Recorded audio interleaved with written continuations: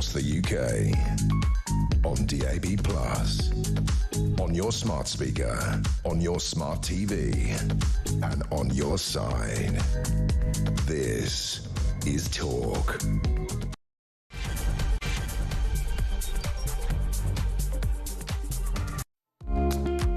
Hello and a very, very good evening to you. It is Petrie here and I'm with you now until 1 o'clock in the morning. And coming up at midnight, don't you just find it irritating when politicians completely change their point of view? I mean, like pivot, like tear off that mask and become somebody completely different. Because when I was listening to Keir Starmer talking about his new immigration policy, I thought, who is this man and who's written his script for him? Because you'd think, from the certainty with which he was speaking, that he'd always thought this about migration, that he'd always believed that the migration system was unfair. Don't forget he was a QC working with migration as well, with immigrants as well. But you'd think he always thought this. And like, we're supposed to believe that. We're supposed to believe that suddenly he's saying this preposterous, ridiculous situation that we find ourselves in, this is going to end, the open door policy is over. What? What? Weren't you calling us all racist not that long ago? And the interesting thing about this as well is, of course, that I think that the main thing that people are concerned about, right, when it comes to migration or immigration is the illegal migration. I'm not sure many of us are that, I don't know, you can tell me, are that really that upset with people who come here and get a job in the care homes, for example, or other types of jobs. It's more the boats coming over that everybody is getting frustrated with. 12,000 so far this year. 400 while he was giving the speech. 400 people while he was actually delivering that speech arrived on British soil with carte blanche to stay forever, and we know that. So I just wonder if you believe Keir Starmer. Do you believe him? And if he delivers on reducing legal migration by 50,000, I think he's talking about, we're still massively over the, do you remember we'll get it down to the tens of thousands, not the hundreds of thousands. Yeah, I've got some numbers here that totally decry that. But if he does manage to get the numbers down, will that stop you voting reform? Because let's face it, that's what this is about. So that's what I want to talk about with you at midnight. In a grown-up way, please. 0344 499 1000 is the number you're going to need. And you could also text me your message, put the word talk and then your message to 87222. Right, before that, it's Muldoon. Claire Muldoon is here in the studio to go through the papers, sort of, for tomorrow. Also, we've got Alex Three Lions Irons, TalkSport presenter and producer. He will be in to go through some of the sport from the weekend. And Josh Rom, our entertainment journalist, who was on the red carpet at the BAFTAs last night. And he's got all the news and gossip for us from there. So all of that is to come. But let's start, if we can, with the Ukraine, Russia and EU security pact, because this has been buried, this has been lost under this migration conversation or this speech that Keir Starmer gave. Diplomatic activities over the weekend have been furthering peace talks between Russia and Ukraine. Ukraine's Zelensky said he will meet Russia's Putin in Turkey this Thursday. He said he's going to be there, which means that Putin will not. It'll probably be Lavrov, I would imagine, because he wants to embarrass Ukraine. The Russian president has not confirmed if he will attend. I don't think he will. Meanwhile, a new EU security pact is being discussed following a coalition of the willing, where European leaders met in Kyiv on Saturday. Leaked documents from Defence and Security Pact are due to be unveiled suggest that UK soldiers could be called to fight with their EU counterparts in the face of Russian aggression. This is not to do with the peace. This is to do with any eventual war and it just means that there would be like a combined army, if you like. Plus satellite images, this is really worrying actually, seem to show a bulking up of Russia's military presence on the border with Finland, which is a really, really long border. 4 separate locations now seem to be being bolstered. Tents have appeared which could house 2,000 troops. And look, the last time this happened, the last time we saw this kind of troop increase on a border was the Russian border with Ukraine. Obviously, Russia denied it then, as they do now. And what happened 4 months later is the invasion. So, not to be trusted. But are we possibly on the verge of peace? Let's talk now to Dr. Stephen Hall, author and lecturer in Russian and post-Soviet politics at the University of Bath. Dr. Hall, it's great to see you again. Thank you for joining me. Great to see you again, Petrie. Thank you. Could we be on the verge of peace or a ceasefire? Let's just start with that basic thing first. Could we be on the verge of a ceasefire? Unlikely. We don't know whether any Russians are going to be arriving in Istanbul or any Ukrainians. Zelensky has said he'll be there on Thursday. I agree with you. It's unlikely Putin will be there on Thursday. It's interesting to see that Donald Trump said that he would think about flying into Turkey, and most recently he has said, well, actually, he's not really, he might fly in, but he's unsure, which may mean that Washington has already been speaking to Moscow, and it's quite clear that Putin isn't coming, so Trump won't as well.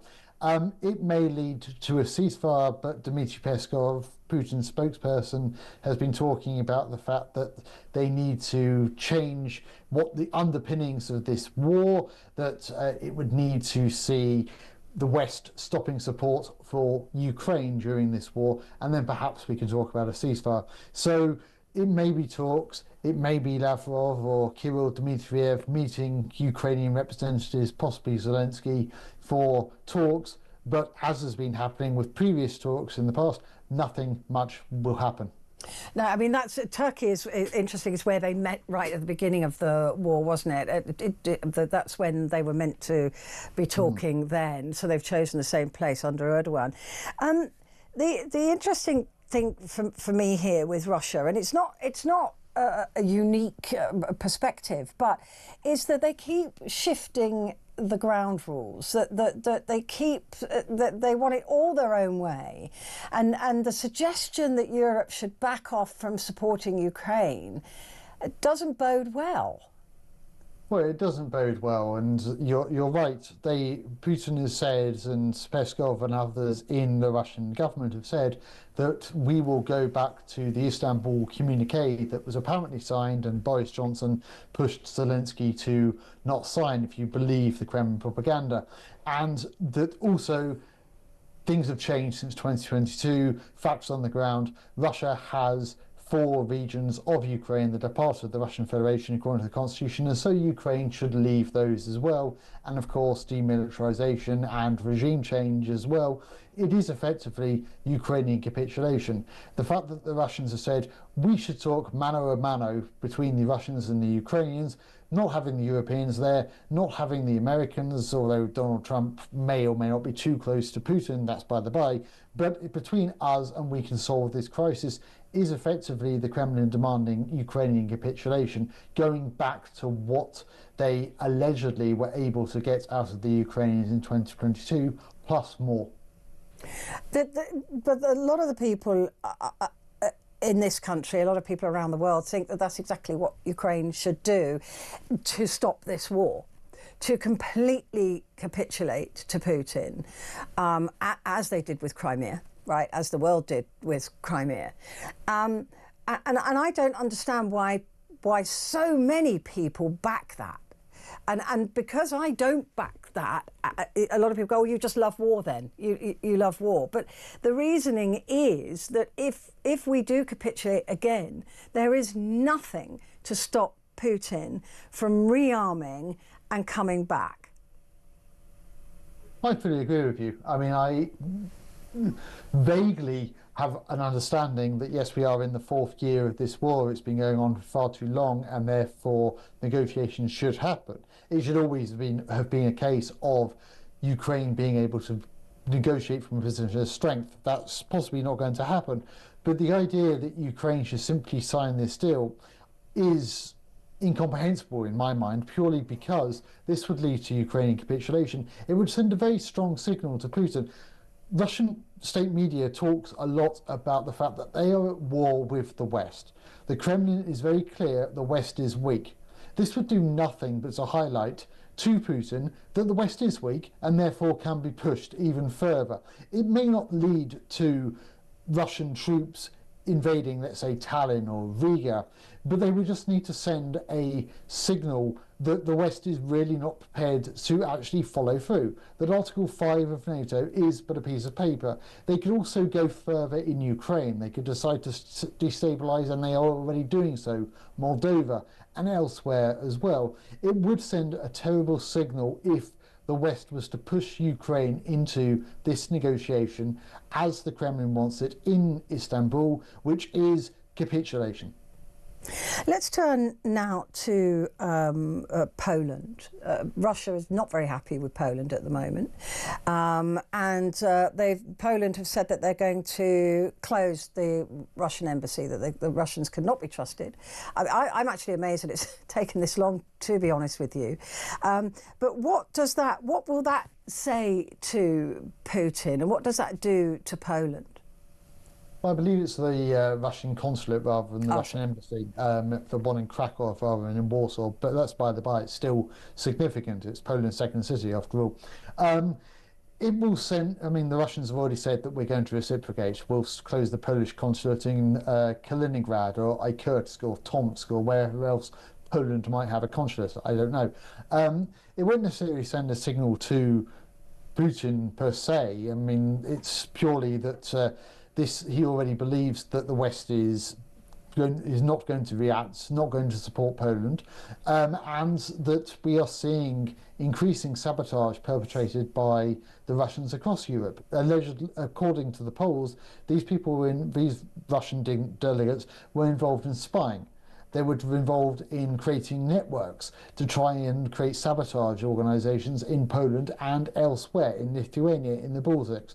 So it's simply not going to really resonate with the Kremlin that Poland has shown this strength. They will simply close a Polish consulate somewhere in Russia, and they will just continue with their alleged sabotage initiatives. When you say that Putin says that the West is weak, we are, aren't we? Because we keep saying things like Putin must understand the consequences of prolonging the war. What consequences? I mean, this is the thing, isn't it? All he has to do is send one drone into a NATO country and see that we will do nothing to defend that country, and then that is it. He's proved his point. Well, I don't necessarily know if it would be one drone, but certainly you could see, hypothetically, Narva County in Estonia, which is a Russian-speaking, at least the city of Narva is mostly Russian-speaking. There's nothing for him to send little green men, as he did in 2014 in Crimea, into Narva County and say, we are there to protect Russian speakers, or rather, we're not there. These little green men are there to protect Russian speakers, and lo and behold, they look exactly the same as the Russian soldiers, but that's by the by. And if they are attacked, it is existential to Russia, and we will react using perhaps nuclear weapons, or we will react in terms of sending in tanks or soldiers. And having seen that the West has already failed in regards to supporting Ukraine, in regards to other issues as well, this is something the Kremlin may play for. It would undermine Article 5, and he just needs to show Article 5 is, as I said, only a piece of paper.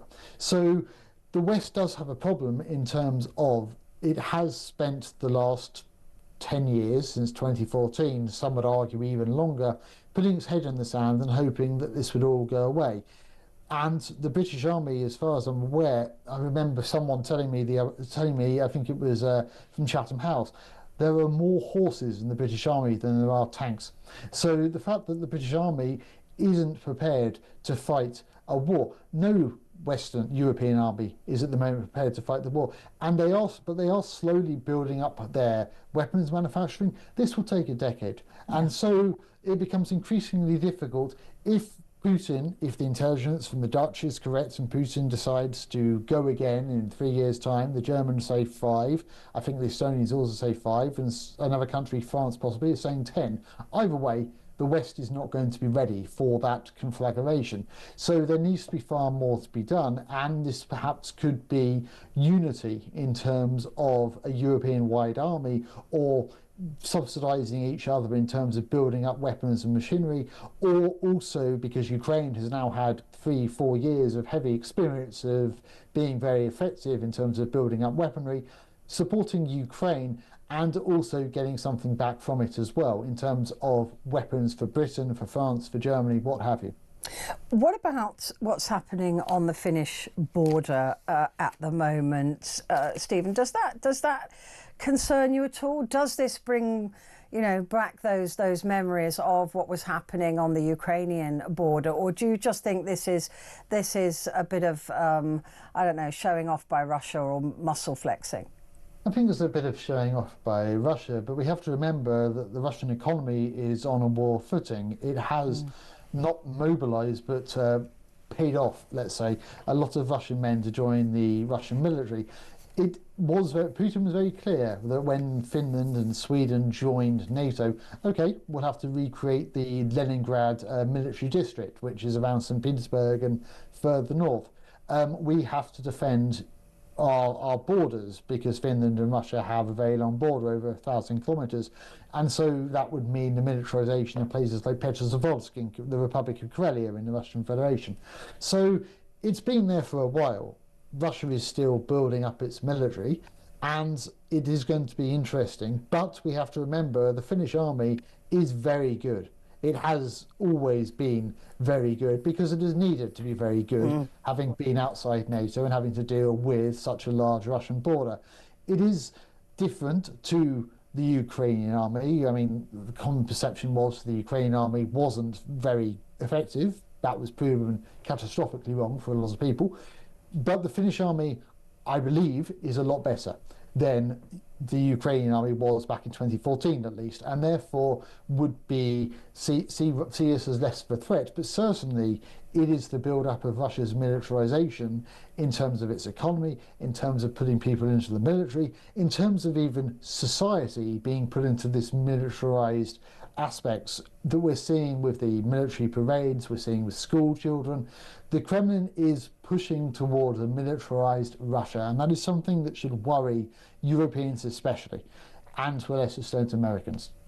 This paranoia that Putin has that NATO is going to attack him, there's never been any sign of that. In fact, the countries bordering Russia want to be part of NATO to defend themselves from him. The idea that Ukraine shouldn't be part of NATO is also worrying, because that is the only thing that might stop Russia from coming back in 3, 5 or 10 years. How is it possible for the West to persuade Putin that we're not interested? I don't think it necessarily is possible for the West to persuade Putin. I think it is a part of the psyche of Putin and his inner circle that NATO is an existential threat. It is also something that's believed by a lot of Russians from a certain generation, probably even younger. It is also useful for an autocracy in order to legitimate themselves, in order to show that the regime is protecting its people, so the Kremlin for the Russians. It needs to have an other. And we've seen this over and over again in regards to Putin. First it was the Chechens, then it was the Chechens again, then the Georgians, then the gays, or homosexuals say, then the Ukrainians, then the homosexuals again, then the Ukrainians. And apart from all of this, there is the West, the nefarious West. And this has always been something that the Kremlin has played up on. It has been useful because NATO is still in existence from the time of the Soviet Union, so it is a useful bête noire, let's say, to have. It isn't I don't believe, and this seems to be quite clear from research that's being conducted, that those in the Russian military, and probably some in the Kremlin further down the line than Putin, actually really believe NATO is a threat. After all, there are many members of NATO, all speaking with separate voices, and therefore by the time NATO makes a decision, the war may be over. So it wasn't seen as a threat by Russia, but it's useful for the regime to legitimate itself amongst Russians, I would argue. How does that then tie in with this one-sided bromance with Donald Trump? Donald Trump is a special person. I think he has a one-sided bromance with quite a few people. For a little bit, it was the little rocket man, Kim Jong-un. Mohammed bin Salman has come and gone, and he seems to be coming back again. Recep Tayyip Erdogan has been there. Xi Jinping doesn't seem to be answering his phone calls, and when he does, it seems to be joyful, and then when he doesn't, the whole world ends. So Donald Trump seems to like autocratic men. Read into that what you will. But it is very much a one-sided bromance. Vladimir Putin seems to be able to have his number on dial in terms of saying occasional things like he's a very intelligent man, or he wants peace, he's a great man. And Donald Trump, this feeds his ego, and so he will always look lovingly across the very long table, I imagine, in the Kremlin at Vladimir Putin, and just wish that he was more like him. But I don't think that there is a lot of actual relationship between, let's say, Donald Trump and Vladimir Putin. Vladimir Putin doesn't seem to like a lot of people. I mean, Lukashenko from Belarus is another one that he's detested but has been useful for Putin. And Trump is pretty much the same, I would argue. Good to speak to you. Thank you very much indeed. Let's speak soon. Dr. Stephen Hall, author and lecturer in Russian and post-Soviet politics at the University of Bath.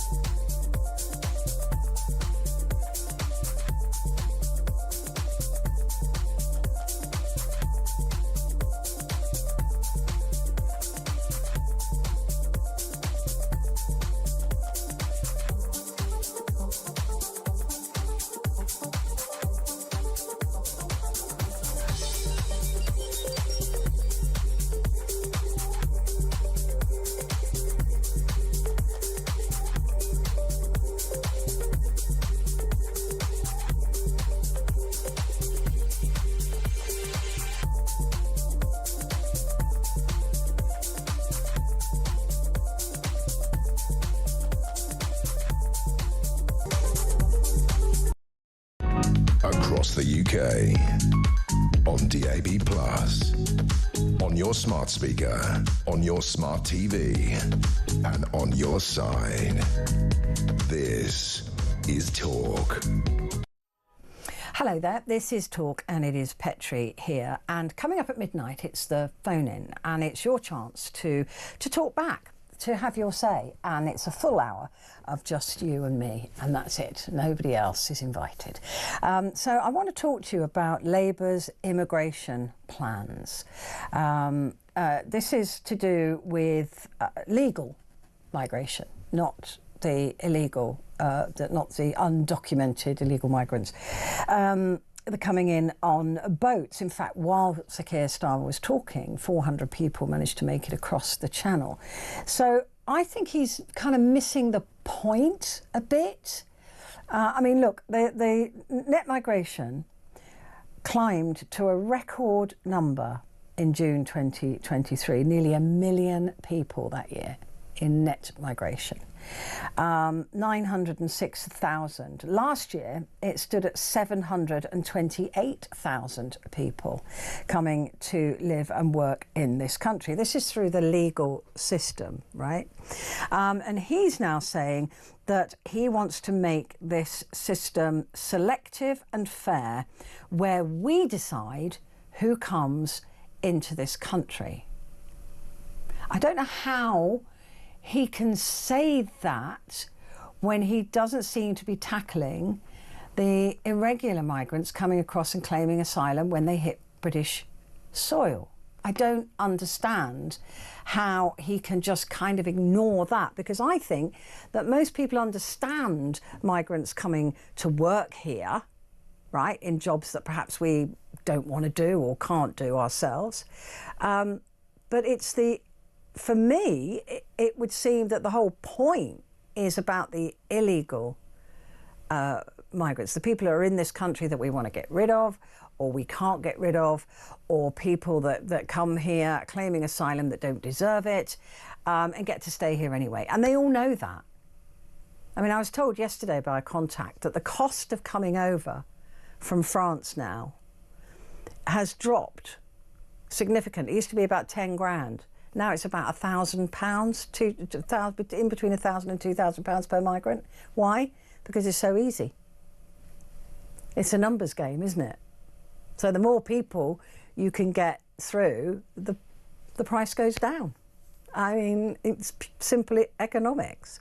So look, I want to hear from you at midnight. I want to know from you whether you believe this about turn from Sir Keir Starmer, whether you believe the narrative that he's going to make this system fairer, selective, and make sure we decide who comes to live in this country, whether you think it'll make any difference at all to the numbers. I mean, he's talking getting these numbers down by the tens of thousands, not the hundreds of thousands.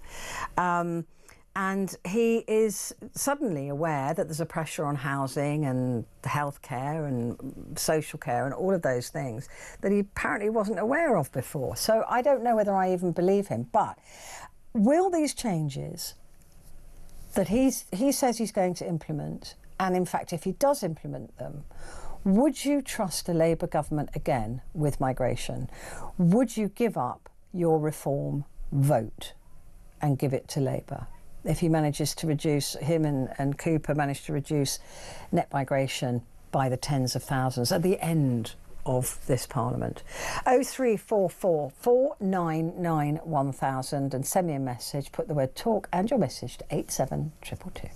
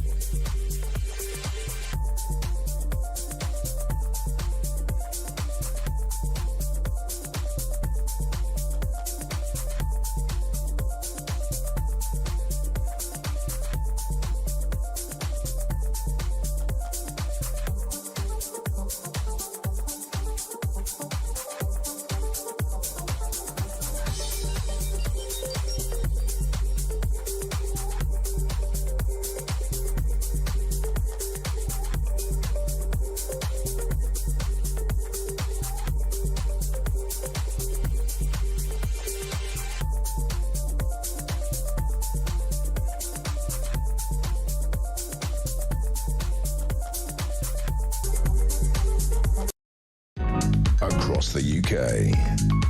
On DAB+, on your smart speaker, on your smart TV, and on your side. This is Talk. Hello there, this is Talk and it's Petrie here until 1 o'clock. And with me now is Josh Rom, our entertainment journalist, who was at the BAFTAs last night. I was indeed. Good evening, Lady Hosken. It was a very, very, very busy evening, I must say.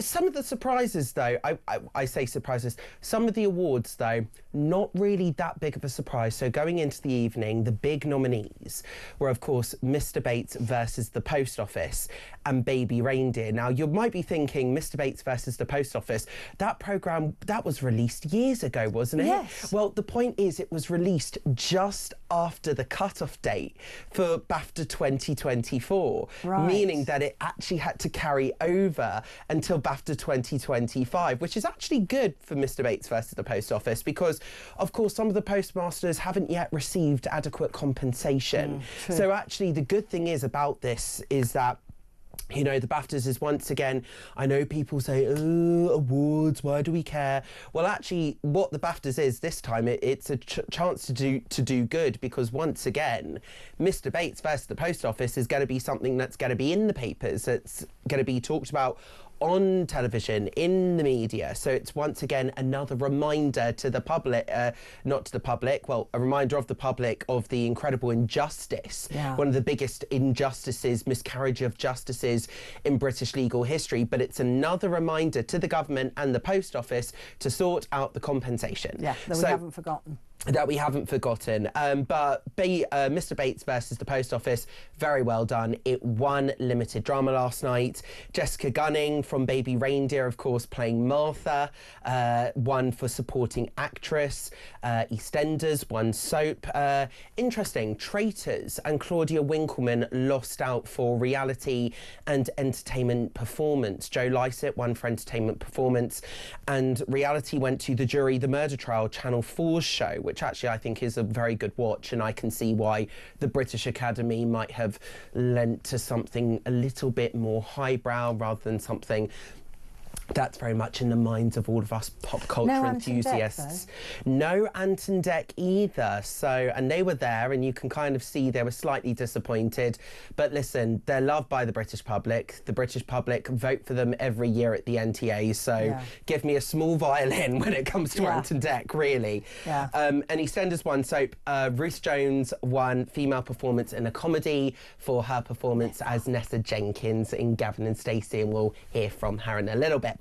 But first, I want to talk about Mr. Bates versus the Post Office, because when it came to last night's ceremony, regardless of if they won or not, it was the big show on everyone's lips. And on the red carpet, I caught up with Toby Jones, who of course played Alan Bates, who was the main character.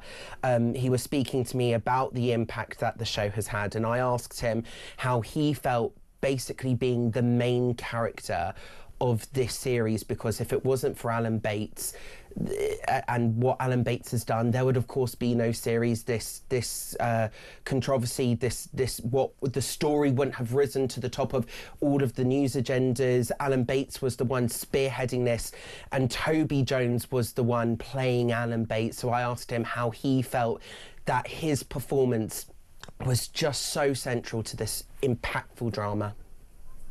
How on earth can I answer that? It's clearly not the truth. The truth is that the real genius is Alan Bates, the person I was playing, and then subsequently brilliant programme commissioning from ITV.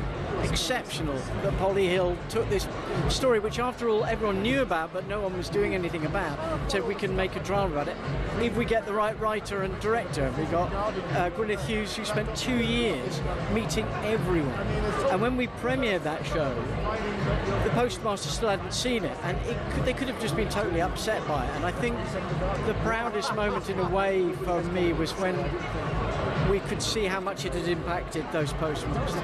Because it does show how drama and how television can be used to tell this story in such a way. It could be used for good to actually change the country. You know, not a lot of dramas do that, but your drama did. Yeah, and I wouldn't begin to be able to understand why in particular this particular worthy injustice was more than any other.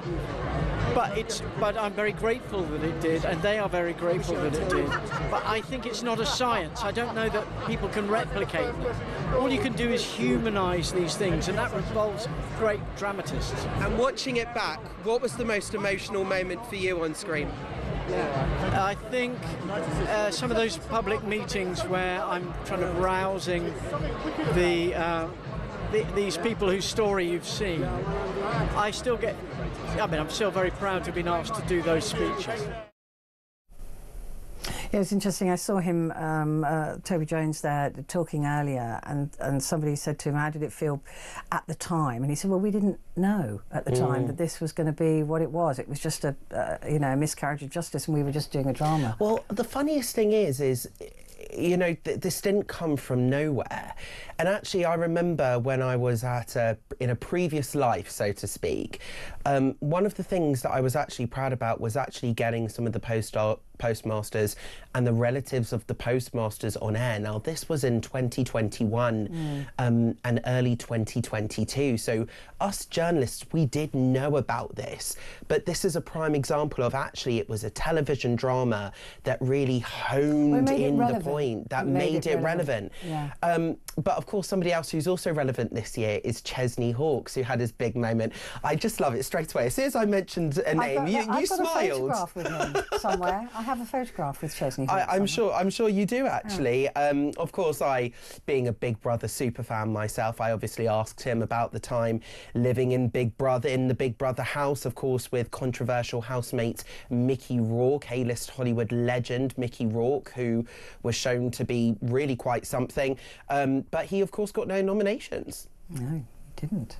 I mean, I wasn't playing any games or anything. I didn't have a game plan. I just went in there as me and just got to know some great people. And they were I was lucky enough that they put in some wonderful people, kind-hearted, supportive people. So I don't know. I don't have any tips. I was just being myself, really. That first challenge, though, when you were made to introduce yourself as the one and only, when Big Brother told you that, did your heart kind of sink a little bit, going, oh, am I really going to have to do it? It did sink because that's your first impressions right there. It's hard to overcome first impressions, so. It's just something I would never ever do, you know what I mean? It's like, hello, the one and only Chesney Hawkes. I was like, yeah, okay. Because I know Mickey is a tough subject to broach, but living in that house with him, behaving the way in which he was, what was going through your mind at that point? Well, I'm torn with him. I have two kind of sides to it. Obviously, he said and did things in the house that were very inappropriate. He probably offended everyone in the house at one point, purposefully, I think, at times. But deep down, he's just a lost little boy in a way. He's a hurt man, and I think hurt men hurt. He's a work in progress. He said that himself. But I just wanted to kind of get to know him as a person.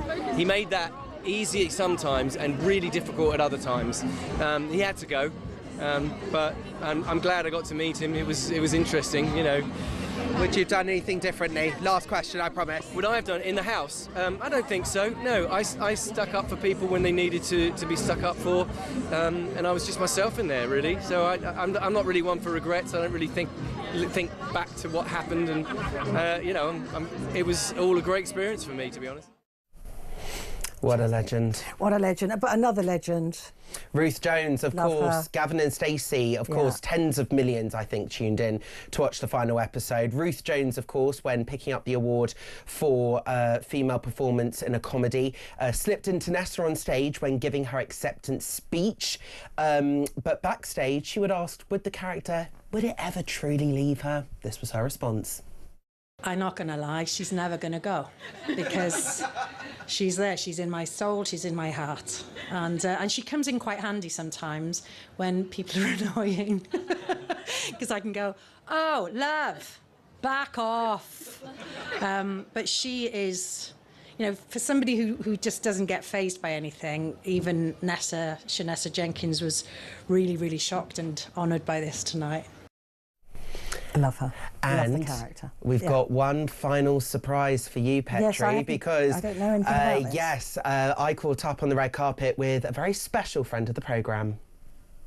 Petrie has stood by my side when people never believed in me, and she's believed in me all the way. She is the best of people. Petrie, I love you.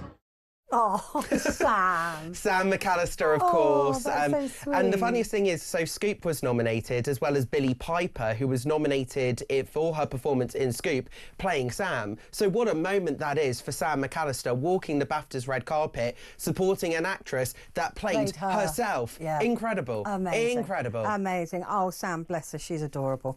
Been friends for a very, very, very long time. We'll do lunch. Yeah. We'll do lunch. Oh, yeah. That's a lunch that you won't remember, I can promise you. Oh, yes, I'm sure. Josh Rom, thank you.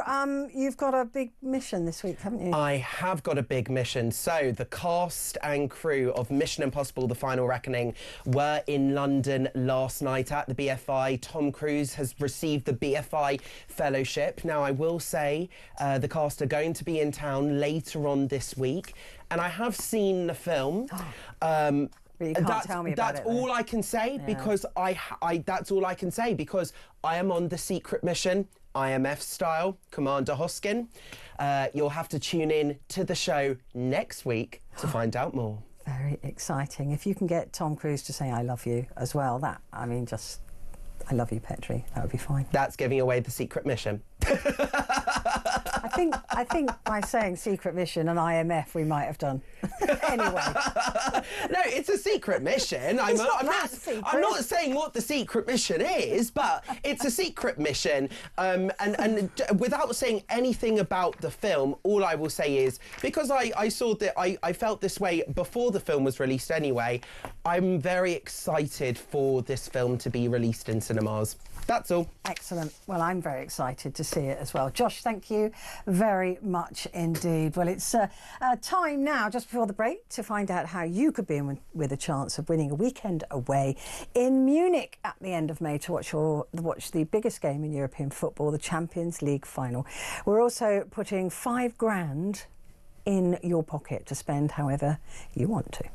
Win a once-in-a-lifetime trip to watch the Champions League final live. Go to talksport.com/win for your chance to embark on the ultimate odyssey of football ecstasy. With 2 tickets to the Champions League final live at the iconic Munich Football Arena, Germany, including flights, accommodation, and an uber-massive £5,000 in your hand. How about that? Enter online now at talksport.com/win. Terms and conditions apply. Achtung, baby. 18 plus, UK, excluding Northern Ireland. For a chance to win all of that, simply text the word football to 83338 by the 16th of May at 11 p.m. Text costs £2 plus 1 standard network rate message. You must have the bill payer's permission, or send your name and number by post to Champions League final competition, PO Box 3190, Colchester CO2 8GP, to arrive by 5 p.m. on the 21st of May. This is a TalkSport limited competition run on TalkSport Talk and Virgin Radio UK stations. Full terms and conditions at talksport.com. Yeah, so don't miss out on that incredible giveaway from our colleagues at TalkSport. Good luck.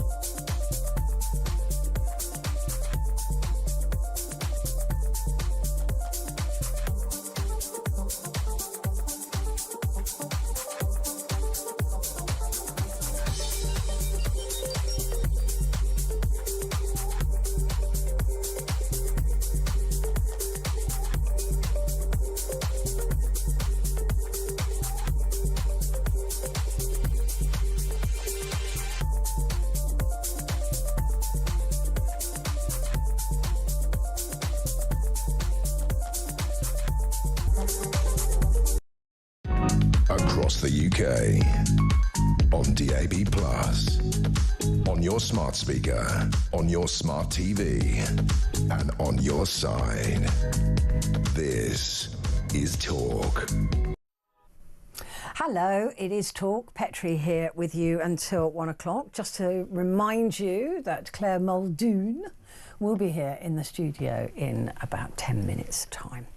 Now, though, it is time to find out about the sport at the weekend, and Alex Three Lions Irons, TalkSport presenter and producer, joins me now. Hello there, how are you? Hello, I'm good, thank you. How are you? Good, I'm very well, thank you. Talk me through what happened with Arsenal.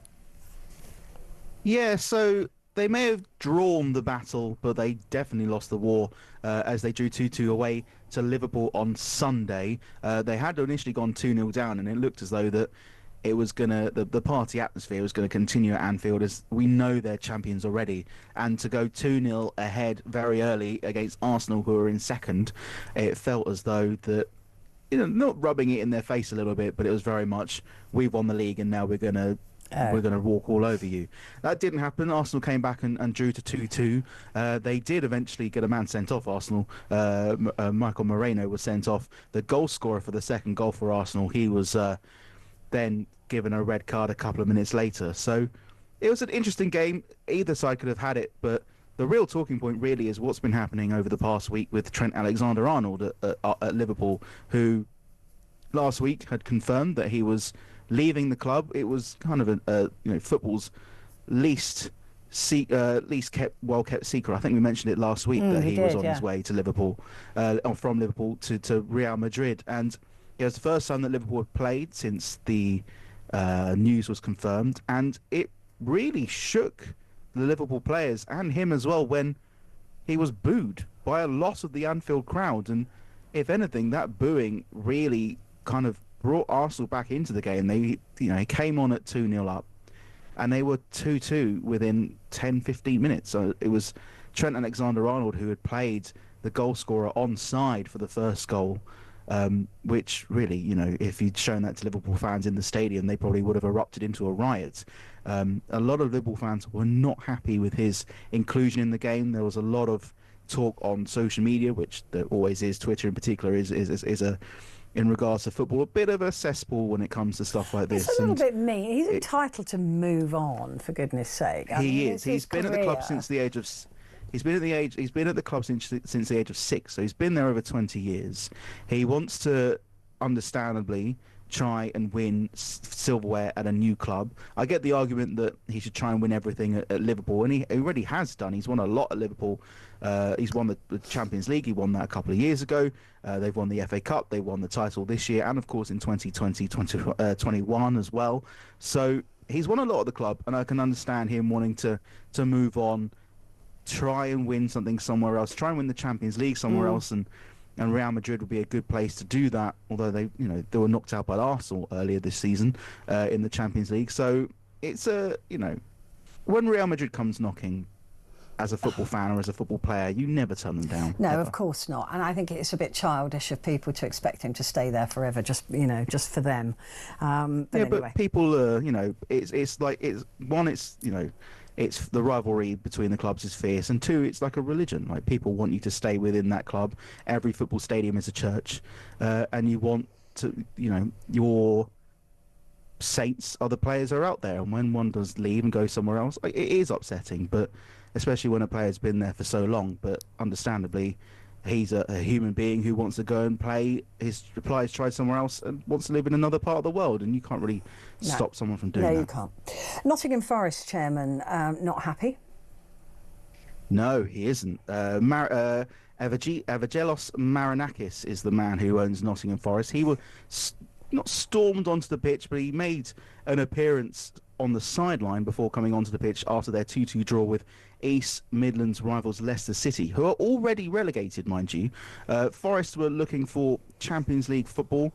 It looks as though it's slipping away, but it's the first time that they will be playing in European football since the 1990s. They've been confirmed as having a place in a European competition next season. We just don't know which one it is, and we won't know for another 2 weeks yet when the season's over. But he was seen walking onto the pitch and having a very short but very fiery discussion with Nuno Espirito Santo, the manager of Nottingham Forest. It's something that Gary Neville has called scandalous. But Danny Murphy, who also works with us at TalkSport 2, was talking to Match of the Day 2, saying there was little point in dwelling on it. But this isn't the first time that he's done this as well. He was on the pitch in 2021 as well, having a go with one of their managers at the time. So this is something he is known for doing. He's a very passionate man, a very fiery man. He was given a 5-game stadium ban when he walked past officials spitting on the floor. That was against Fulham at the City Ground earlier this season on the 28th of September. So if there's anything my club is good for, if it's not winning games, it's annoying people either on the other side or their own fans, because they lost again on Saturday, and I won't talk about it anymore. No. Will he be sanctioned, though? I don't think he'll be sanctioned for this. I think it's a flare-up between a manager and a chairman. It's not professional. It doesn't look good in regards to how things were going at Forest. It doesn't, you don't really want to give fans from other clubs or, a look into how your club is running, or you don't want your own fans to kind of worry about what the situation is at the moment. And the situation for Forest is pretty good. They survived last season and they're going to finish in a European spot this season. They spent most of this year in the Champions League places in third, and unfortunately for them, it looks as though they're just starting to slip out. Maybe the season's run a little bit too long for them. But, it just isn't a good look. But Forest, otherwise, are doing really, really well this season. What about Spurs and Man United? Oh, speaking of European football, we're going to see two of the worst teams in the Premier League playing in a Europa League final. That's the second tier European competition below the Champions League. And I think it's a bit of a disgrace, really. I mean, the two clubs have done very well to get there. Spurs beat Bodo Glimt to get to their from their semi-finals to get to the final. Bodo Glimt were the first ever Norwegian side to get through to a semi-final of a major European competition. They're up all the way up in the Arctic Circle, while Manchester United did rather well to see off Athletic Bilbao of Spain and the Basque Country. But it's just, if it wasn't for the three teams that have already gone down, the relegated sides in Southampton, who themselves have had a bit of a story, they've avoided having the worst ever points tally after they drew against Man City on Saturday. We've seen them go down, we've seen Leicester go down, and Ipswich as well. The three sides that came up from the Championship last season. So there hasn't been a relegation battle at all this season. But if any of those teams had done well, we could have seen one of Spurs or Manchester United potentially be relegated and playing in Europe next season. Obviously, that's not going to happen, but these two teams have been, all the headlines have been for how badly things have been going on the pitch, and for Manchester United off it, with Sir Jim Ratcliffe cutting costs here, there and everywhere. They're going to have a brand new stadium which looks like a circus tent, and one of them is going to be playing Champions League football because the winner of the Europa League final automatically gets a place in the Champions League next season. And I don't think it's right for a lot of those teams higher up the table, not including my own, who probably won't be playing European football at all, but the team that finished just above the three sides that are going to be playing Championship football next season could also be playing in the Champions League, and I think it's just a bit silly. Yeah, well, it doesn't seem to make much sense, does it, really? But No. the new manager of Man United, he must be in a bit of trouble now, right? I don't think there's any talk of Ruben Amorim losing his job at Manchester United. He hasn't had a full season yet. But he knows that he's got to pull his boots up, doesn't he? I think if he gets backing from the owners in the summer, there will probably be a lot of money being spent and for that club to be rebuilt in regards to the squad. I don't think they're going to tear the stadium down and rebuild it brick by brick just yet. But I think Amorim's job is safe. Ange Postecoglou's, on the other hand, the Spurs boss, there's a lot of talk of whether he's going to go regardless of whether or not he wins the Europa League in a couple of weeks' time. They've had such a poor season on the field, Spurs. A lot of clubs know how they play. They've had a lot of poor performances, and for whatever reason, it just hasn't worked. They've had a lot of injuries as well, and it's just, we're seeing them down at the bottom of the table. This is a club who were not that long ago touted as one of the big six and were going to leave the English League to play in the European Super League. If it wasn't for the three sides that come up being so poor, they could have been playing Championship football next season. I mean, that is something, isn't it, when you look at one of the biggest, certainly with Man United, one of the biggest and most famous clubs in the world. Yeah, exactly. And with Sir Alex Ferguson, of course, hasn't been the manager for a while, but he's still there. And I feel that maybe with him lingering around I'm not saying it kind of feels like he's the ghost of the past, the ghost of Manchester United past, still lingering on, and maybe, to kind of clear those the worries of Manchester United. Then maybe the club needs to say to him, you've been a great servant. Maybe don't sit above the manager so much in the stadium, because maybe that's what's putting a lot of pressure on them. Yeah, something needs to freshen up there, most definitely. Alex, thank you very much indeed. Alex, 3 Lions Irons, TalkSport presenter and producer. Right, coming up, it is the papers, and it will be Claire Muldoon will be here to go through them with me. And, of course, at midnight is the phone-in. See you in a minute.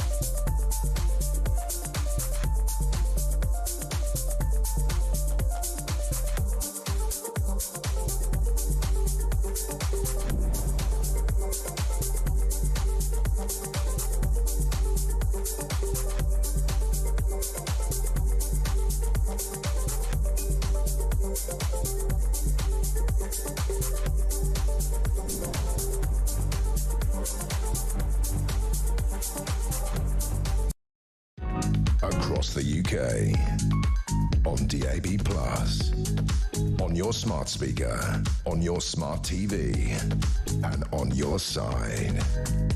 This is Talk.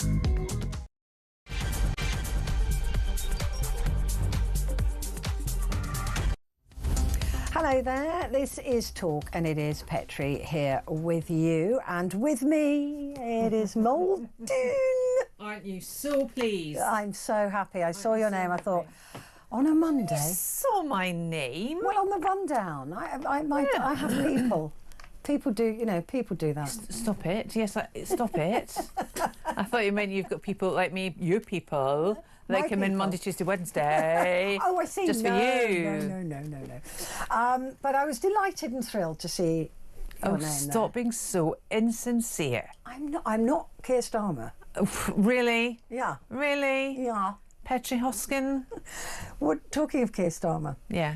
What an about change we saw today from a man who really has been seemingly very pro migration and immigration into this country, and suddenly he's saying things like we need to make it fair and we need to know who's coming into our country. But you know why he's doing it, don't you? Yes, of course. But the overwhelming absence from his conversation today was on the one thing that most people are worried about. I don't think most people are so worried about legal migration. There are things that could be tightened up there.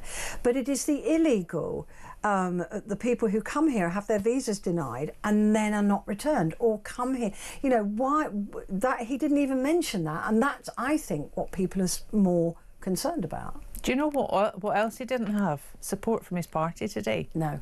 He also is only doing this, in my view, because he is really frightened of reform. Yeah. And reform, in my view, are in the position that they are because the populist vote was not listened to. You know, people's voices were not being heard. These are people that have lived their lives, you know, paying the taxes, working every day that they possibly can, not scrounging on benefits, not living a life, not living an existence. They're trying to make the best of their lives for, you know, in whatever part of the country they're in. But the Labour Party, the party of Labour, the party of work, hasn't listened. They got caught up in the champagne socialism of phony Tony, you know, and spin Alistair. And he's spinning so much now, he's going to end up like a whirling dervish somewhere. He's going to go through the roof or through the floor in a spinning top.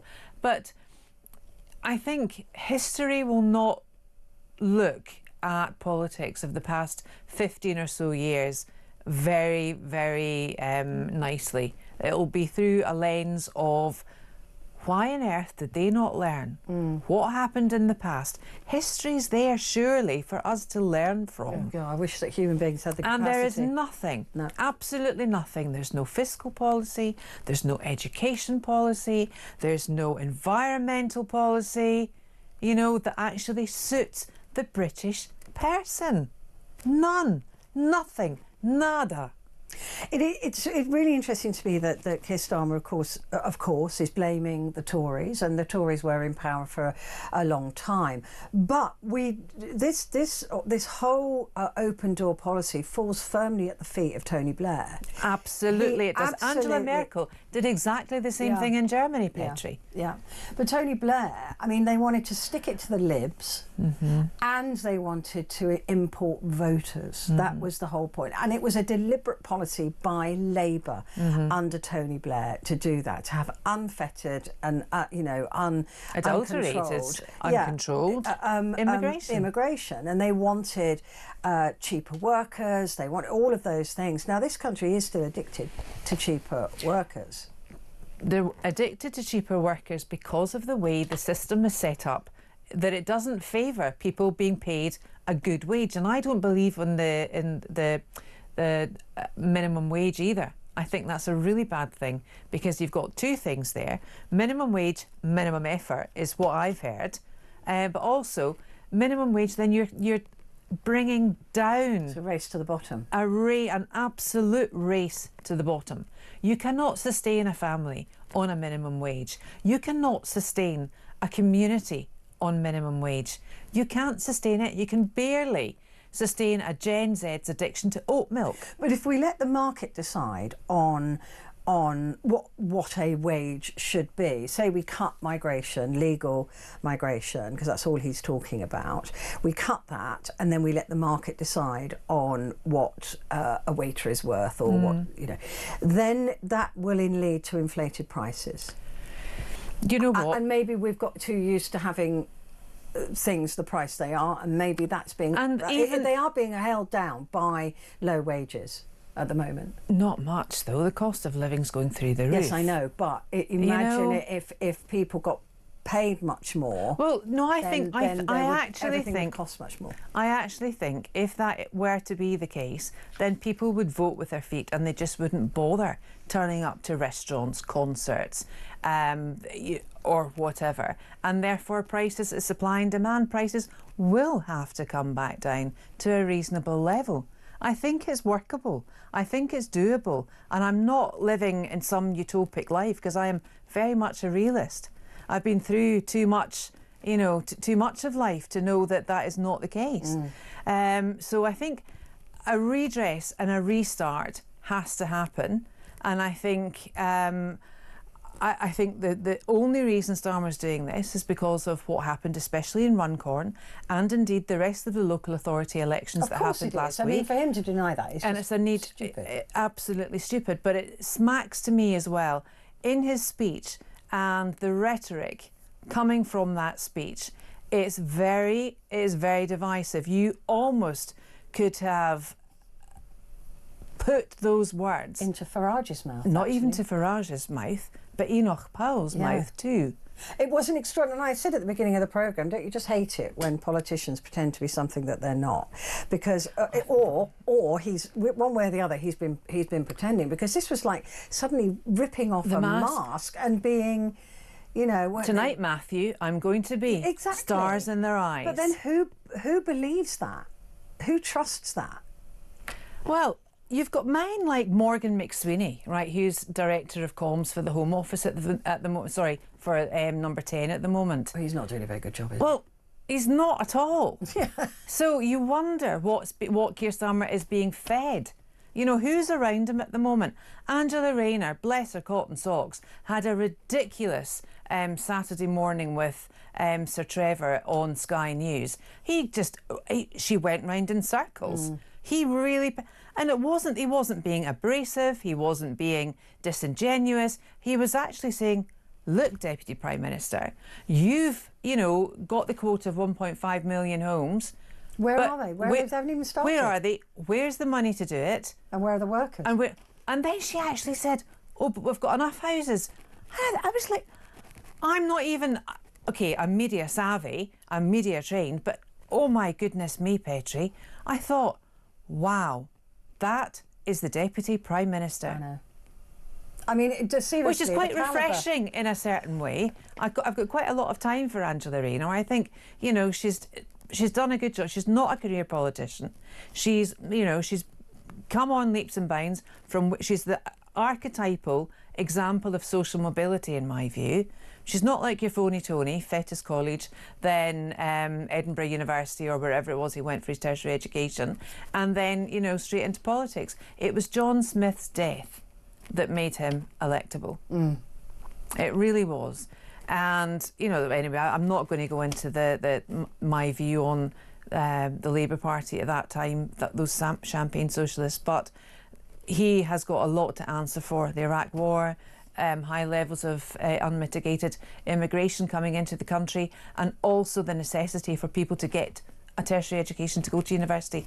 What is that all about? That's why I think we've had to rely on cheap labour, especially from Poland, the Polish builders. There's no stereotype there. It is happening. And they are good.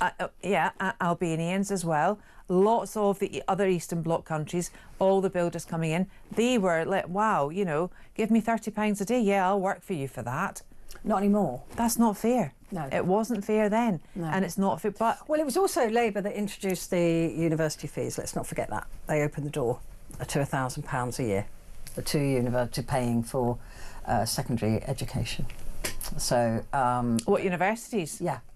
But, you don't pay for university education in Scotland. No, I know, but down here you do, and that was Labour that introduced that. 9,500. I've got some stories on that actually, which will be really good for your second half. Yeah, I'm telling you, those fees are absolutely outrageous. OK, let's have a look at USA Today. The new Pope. What do you make of the new Pope? I've been dying to ask you this. I think he's going to be a fabulous Pope. So do I. I think Leo XIV, I think we have to look at the name he's taken. He's our 267th Pope ever in the history of the Catholic Church. He's the leader of 1.4 billion Catholics worldwide. When he came out onto the Legio, which I find quite funny, actually, I was covering it for another broadcaster at the time. When he came out, he was wearing the typical traditional papal half chasuble, his papal cap, which is white, the cross, everything Francis said no to. Yeah. He's adopted. And also what I found quite funny was in the two balconies, either straddling the Pope, the new Pope, were all the cardinals. And my goodness me, Petrie, they looked happy. Yeah. And I'm telling you, I'm sure but they were thinking... Francis loved him as well. He did. Pope Francis wanted this man he brought him in, didn't he? And well, said, he was made a cardinal 2 years in 2023. Yeah. He wasn't kind of like, it's not a case of like brought in. He was friendly with Pope Francis only because he worked in the Vatican for a long time. But back to those cardinals, I'm sure they were thinking literally, and this is not being me being with any form of profanity, thank God it wasn't me, because it is a poison chalice. But they all looked so happy, and Pope Leo himself was welling up before his address in Latin. And he spoke fluently in Latin. Well, you know, the American networks have all criticised him for not speaking English. Because he spoke... Have they? Yeah, he spoke Latin... But it's traditional. I know. Spanish and Portuguese, I think. He's Italian. Italian, it would have been. Italian. And so, you know, he spoke in those, but there's a lot of people in the media networks in America going, that was disrespectful. Well, no, it wasn't. You're an idiot. The one that we think Francis was nailing to the mast was Cardinal Parolin, which I'm so happy it wasn't. Really? And I think the other key thing is that the fact it only took 3 votes to get. I know, it was so quick. Meant, I think, the cardinals were all aligned. They all knew. Which was lovely. What do you think of, again, of, you know, it's an American pope. But they seem to not like him very much because he's apparently Who don't seem to woke. like him very much? MAGA. No. I've not been hearing that. Have you not? Oh No. my God, they hate him. No, they don't. Yes, they do. Have a look. Look it up. No, they don't. Look it up. They're No, saying they that don't. because he's written a lot of tweets. No, that there were was 2 tweets, the we've seen. historical tweets. Yeah. And I'll explain them. I've got an explanation for that. Right, he tweeted about charity starting at home, that not being the case, on the back of what JD Vance said, okay? And that's where Francis's language, I think, was quite clumsy. Because if you're in an aircraft, Petrie, and the oxygen drops, what are you told to do? Well, you're told to save yourself first, but that's Yes. in an immediate catastrophe that's just about to happen. Are we not living constantly? No. Yes, we are. No, we're not. So what Francis said in rather clumsy language, in my view, and it's not definite Catholic doctrine, was, this land is not just, you've got no ownership for this land. This is not your land. You should therefore, in parenthesis, accept immigrants, okay, and deal with it and treat everyone equally. JD Vance was saying, look, charity starts at home. You've got to get your own backyard fixed before you can take in anything else. And that is true. And going back to Pope Leo, now Leo the 14th. This from a nation that stole the land from the indigenous Americans. Oh, you want to go and rewrite history? I'm just referring to history. It doesn't really matter, does it? It does. No, it doesn't, because what you're dealing with is what's happening today. And we've got anyway. Let me finish on the whole Leo. of America. Leo the for 13th. 250 years is immigrants. Leo the 13th was the 13th Leo, but came after Leo the Great. And Leo the 13th wrote an encyclical. All popes write encyclicals, and they are distributed to the cardinals, the bishops, and it goes right down the line till it ends up in a parish, so we can all have access to them. And Leo the 13th was he had the basic social teaching of Catholicism, of the Catholic Church, and in it he says he stoles away from the destruction of socialism because it doesn't empower the person. He also extols the could be said evil of capitalism. So you have to find somewhere in between. And Leo XIII explained back in the late 1800s that he wanted to empower. He wanted unions, he wanted labourers to be together, to have home ownership, to have all the social strands that they could have. We can't have that. We can't have our cake and eat it until we can sort out our numbers in all of the countries. And that then goes back to the social justice aspect of allowing immigrants to come into the country when there's nothing for them here. And where's the fairness? Where's the justness? So Americans are not going after this Pope, and they're not going after him because they think he's too white, too woke. Francis was known as the woke Pope. Pope Leo XIV isn't, and he will show, and he will lead, and he will be the Pope of the body of the Church. Of that, I'm completely sure. And of the teachings of the Bible. The Catholic Church doesn't normally isn't. The It's teachings based of the Bible, on, isn't it? Isn't it about kindness and poor no, people? it's the Beatitudes and the Ten Commandments. Right. 5 of which are about God Himself. And The not commandments. About, yeah. Well, no, but God lives in every single one of us, we believe, as Catholics, but the commandments aren't only doctrinal to Catholics. No, the Beatitudes, so that's why I know we that. should... But I just wonder where, you know, the whole, you know, what Jesus would have done with kindness and poor people and vulnerable people. We've got poor and vulnerable people. and starving people in this country and homeless. But Jesus didn't put boundaries around it. He said you must help the poor and yes, the meek and I'm sure and the they do vulnerable. from overseas development. You don't need to have them into your country when you don't have your own country So sorted. we're cutting overseas development, and so is America. Well, we are. Yeah. We are, because No, places we're like cutting it, though. I know we are. We've done it. Yeah, and so is America. Yes. So how are we looking after the poor and the vulnerable if we're cutting overseas aid? Because it'll actually do them the world of good. Because by sending the money to Africa, which is one of the most corrupt continents in the world, which is owned really by China by now. not giving them money, we're helping them. By not supporting Petrie, starving people, we're helping them eat. You're being disingenuous No, now. I'm not. Yes, you are. I You're said taking in the this Bible, to the nth degree. it says about kindness and supporting poor people, feeding the starving. But the doctrine all of the that. Catholic Church is And only then- it's not based on the. It's based it doesn't tease from the it's Bible. not based on kindness and Yes, supporting there's more to vulnerable kindness. people. There's more to and kindness. feeding the starving. It's about chastity. It's about justice. It's about fraternity. It's about love. You can't just Love bring for it down. strangers, love for people who can't afford to eat. Of course it is. Right. That's why there's homeless shelters set up. That's why there's the Passage in Westminster. Don't shake your head, Petrie. I am shaking my head because Don't you know shake your very head. well that that is not enough, and it's never going to be enough.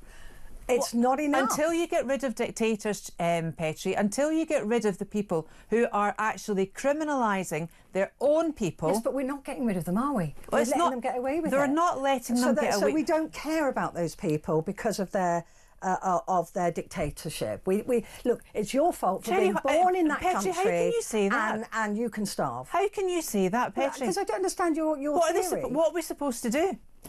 We're supposed to be empathetic and kind, not just say because you were born in Africa, die. Because you've got a bad leader. We're supposed to send that them conversation's money. gone a bit weird. We're supposed to because that's not what I said. But you're saying we should cut our money to these countries because support we need these to people. sort out our own backyard first. But we can't do it. We have to look after vulnerable people around the world. We have to look after vulnerable people in this country. We are the 6th richest country in the world. We can do both. We're not doing a very good job of it so far, are we? But that's not because we don't have the money. That's because of the choices that is made with the money that we've got. So how do you get rid of that then? Decisions. Not only political, because most charities are supposed to be dealing with it. So how come they we're get the 6th money? richest country in the world and we still can't afford to wipe our backsides? Haven't a clue. Okay. Right, we'll come back in a moment. Not praying hard enough. We're not praying hard enough. Yeah, well, I certainly won't be doing that. Right, back in a sec.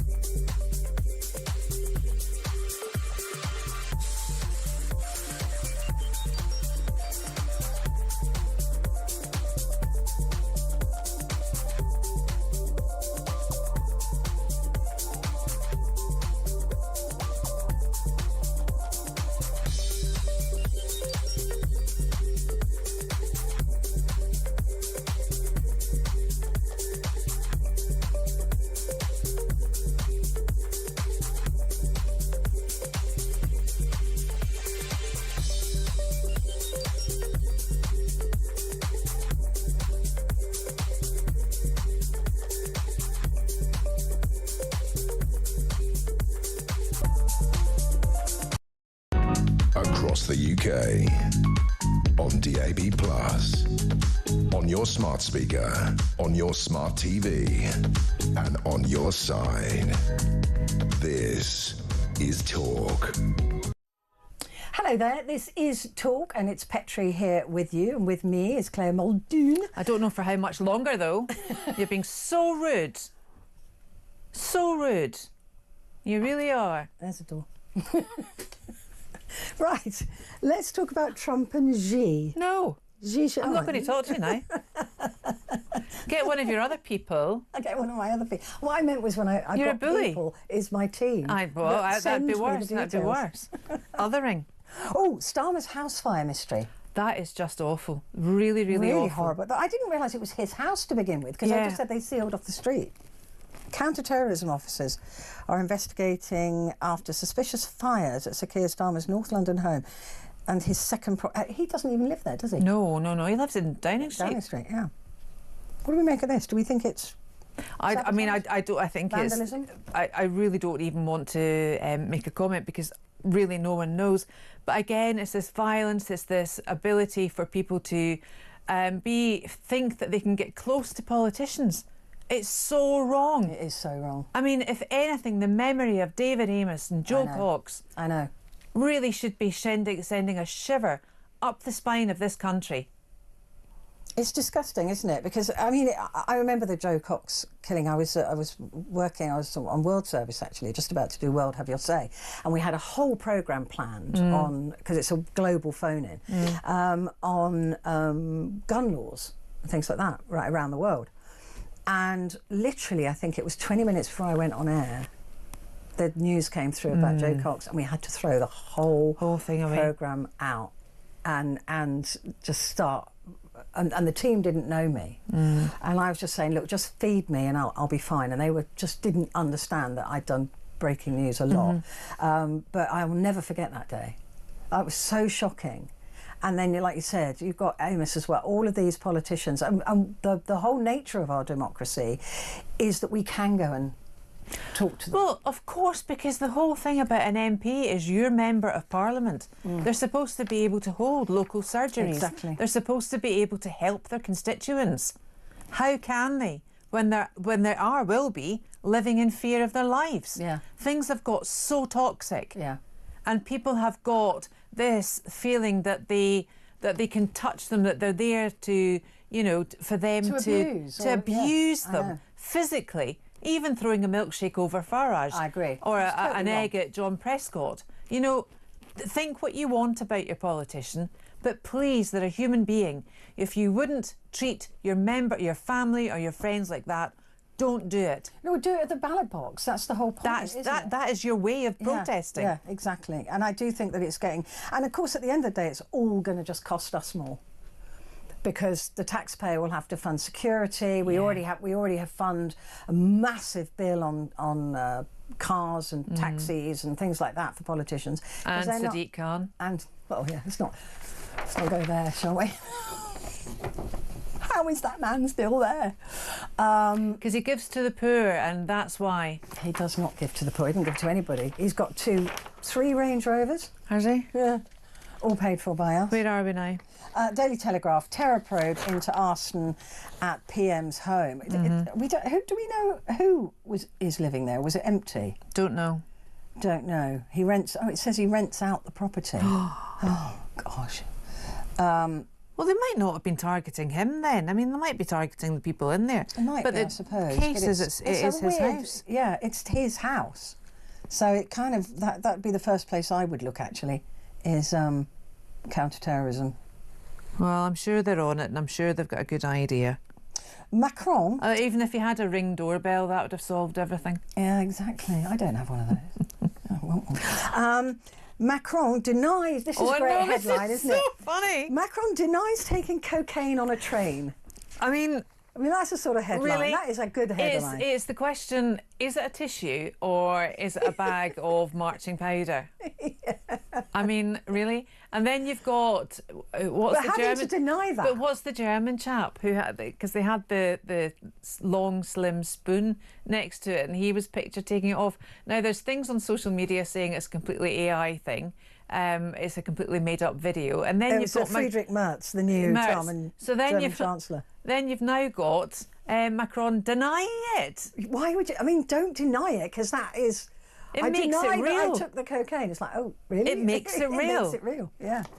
There's a video showing him hiding a white object as he sat alongside Sir Keir Starmer and Friedrich Merz, the German Chancellor. The footage has gone viral over the weekend, fueled by Kremlin-backed social media channels, because a tissue on Mr Macron's table appeared to resemble a bag of cocaine. Really? Really? NHS to keep watch over obese children. Yeah. What do we make of this? So they'll provide families with bathroom scales to monitor their weight from afar. Experts said that the technology would allow experts to nudge families into healthier habits. The system, which has already been tried by 350 families, involves hidden digits so that children and parents do not see the figures on the scales. Instead, families are sent messages of encouragement and graphs showing the weight trends. So what if they don't? What if the weight doesn't change or the weight goes up? Will they still be encouraged? That's really... I like the idea of having the scales without numbers on them. Yeah, but it's the fact that well, no, you're not really, because it means someone else is reading the data. That's true. Yeah, I would not like that. You wouldn't like it. And it's all very well to nudge, you know, this sort of nudge technology. It does work. It does work with some people. But if you're nudging a family that is buying really cheap food and, you know, they can't afford to... That's the thing. Time to cook. That is the thing. Yeah. We know that, you know, fallout from Chernobyl and fallout from everything else is all in the food chain. Right? But also we know that in poorer areas, weight is a bigger problem because of cheaper food. Well, that's what I was leading on to in a nicer way than you were, but anyway. But yeah, I mean, people can, if that's all they can afford, that's what they buy, right? Frozen food, Iceland, cheap cuts, everything not cooked properly, or get the food delivered via any of the food apps. Yeah. Because there'll always be money off or discounts here, there or everywhere. And a lot of kitchens aren't equipped, a lot of homes are not equipped to cook. They're really not. You know, they'd be lucky if they've got a microwave. They'd be lucky if they've got an oven. Table. They can afford an oven. That's what I mean. Yeah, the poverty. But I think a lot of people... A fridge that works. Yeah, yeah, exactly. And a lot of people actually really don't quite understand that when we talk about poverty and nutritional poverty at the same time, because they're going, well, you can buy some carrots and you can make a stew, but they don't have the time, the skill, or the equipment. It's the equipment they don't have, or you know, they don't put any value on it. Okay, yeah, you can get a bag of carrots for 50p in Lidl's or Kilo or whatever like that, but if you don't have the saucepan, if you don't have the money in your electric meter, if you don't have, you know, the wherewithal to actually do it, a peeler, to know what to do. Exactly. Unfortunately, a lot of the skills in high schools, particularly in deprived areas, for things like home economics, it's not seen as a skill, it's not important, it's not prioritised, and people are falling through the net. And I've often said to you that poverty perpetuates. It's not just financial poverty. No. It's poverty of mind, it's poverty of intellect, it's poverty of common sense. It's poverty of hope as well. Oh, there's completely hopeless. Yeah, completely. Lots of people living in despair. They just think, I can't change anything, why should I bother trying? And I think that is terrible. I mean, it's all very well to say using nudge technology to get them into healthier habits, but there's got to be a lot more work done than that. Right, let's take a break. And Claire and I'll be back in just a moment.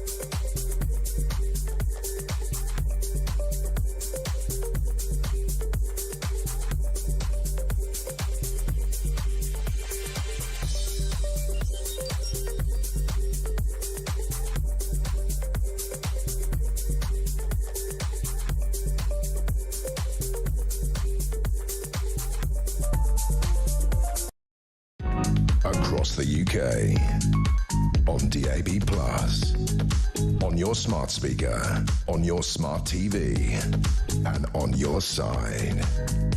This is Talk. You were just, sorry, Claire and I talking about squirrels. I was just explaining that Humphrey the puppy keeps finding socks that I didn't even know I had. And he's like a little magpie. So he just runs in this pile of socks. I don't know where he's getting them from. I have no idea. But he's very, very naughty, keeping me on my toes. Right, The Guardian. Well, thank God he is keeping them on your toes, because your socks aren't. My socks aren't. Oh, and he tried to take the sock off my foot today when I got dressed for work. So naughty, so naughty. But I love him. Keir Starmer defended his plans to curb net migration after an angry backlash. The Guardian. Yeah. After an angry backlash from MPs, businesses and industry. Well, of course, businesses and industry are going to be upset because they're going to lose cheap labour. Yeah. That's what they're concerned about.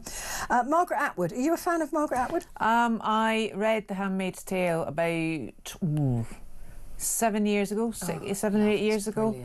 Brilliant book. Brilliant book. Do you watch the series? I started to watch the first series with Elizabeth Moss. I think she's still in it. She is, yeah. And I thought, this is just, it's not even dystopian, it's just with all the surrogacy, etc. It's moving into uncharted territory. It's actually real. It's real. I know. And it's just not. It's not nice. I agree, and I find it. And Margaret Atwood, when she wrote *Handmaid's Tale* and the Testaments, which I think the series is going to do. They're finishing off *Handmaid's Tale* on Series 6, and then they're going to do the Testaments, which is absolutely brilliant, by the way. If you've not read it, it's seriously good. But she said, when she's been asked about *Handmaid's Tale* and Testaments, people say, look, it's a bit, it's a bit unrealistic, isn't it? And she said, I haven't written a single thing in *Handmaid's Tale* that hasn't already happened, and isn't going to happen. And I think that's what's terrifying about *Handmaid's Tale*, is this reduction of women to just being baby machines. Yeah. And whenever I see a headline going, and it's a subservience of the lower class. Yeah. Yeah. It's not the middle class or the upper class women who are having their babies. Yeah, they're fine. They're absolutely fine. Yeah. They won't have any pelvic floor issues at all. Yeah.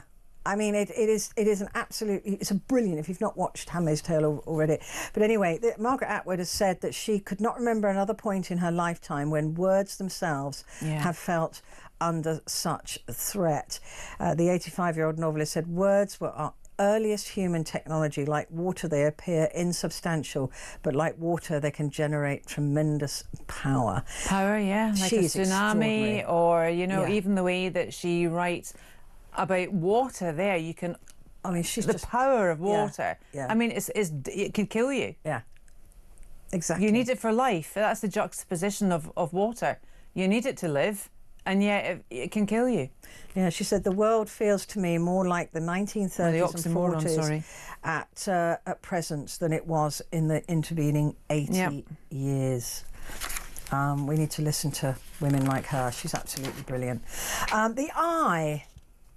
Grenade in the room, care homes warn of closure over Home Office migrant visa ban. And again, Claire, I'm going to say to you, I don't think this is what people have in mind when they're so angry about mass. No, they're not. It's the illegal ones. Thank you. It's the boats, isn't it? It's the illegal ones. Because we need them to work in the care homes. Exactly. So why are they doing this? It's a knee-jerk reaction. It's very ill thought out. It's just, I mean, do you know what? The other horrible thing that went through my head when I was going through these front pages, especially with this story, was it's almost as if through taking away the winter fuel allowance, bringing in the assisted suicide bill, it's almost as if they just don't want people to live. It's almost as if they are just warming us up, for the big finale. Close the care homes, kill palliative care, no pun intended there. And, well, that's what you wanted. That's what we'll get. Yeah, we have to be careful what we ask for, really. 50 years for Putin's minions. 6 members of a spy ring paid to plot the kidnap, murder or something of Vladimir Putin's smearing of Vladimir Putin's enemies in the UK have been jailed for a total of 50 years. There's 6 of them, so it's not really that much, is it? I think they've been jailed now, but I remember this being in the news a wee while ago. So the trial must have finished then. Yeah. I wonder where they're going to be imprisoned here. I guess so. 6 members of the spy, yeah. That's right, because they were all called a minion. Remember? Yeah, yeah. Their names were different minions. So this trial has gone on. I mean, clearly this trial has gone on under closed doors. It must have done. A bed-hopping gang ran one of the largest and most complex enemy operations ever uncovered on UK soil. The Old Bailey was called. Oh, was it the Old Bailey? Ringleader had pleaded guilty and was yesterday given 10 years and 8 months in prison. You wouldn't want to be in the jury for that, would you? No, oh God, no. Not without wearing a mask of Keir Starmer's face. Maybe that's where they were renting the house. Maybe. Who knows? Who knows? Ooh. We've just pieced it together. Just you and I. done it, solved it. What to a wee hinge and bracket or something? What to detectives? Will we be Cagney and Lacey? Cagney and Lacey. I don't even know which one I would be. Lacey. I'll let you know. I don't know. The Daily Star. Disappointing.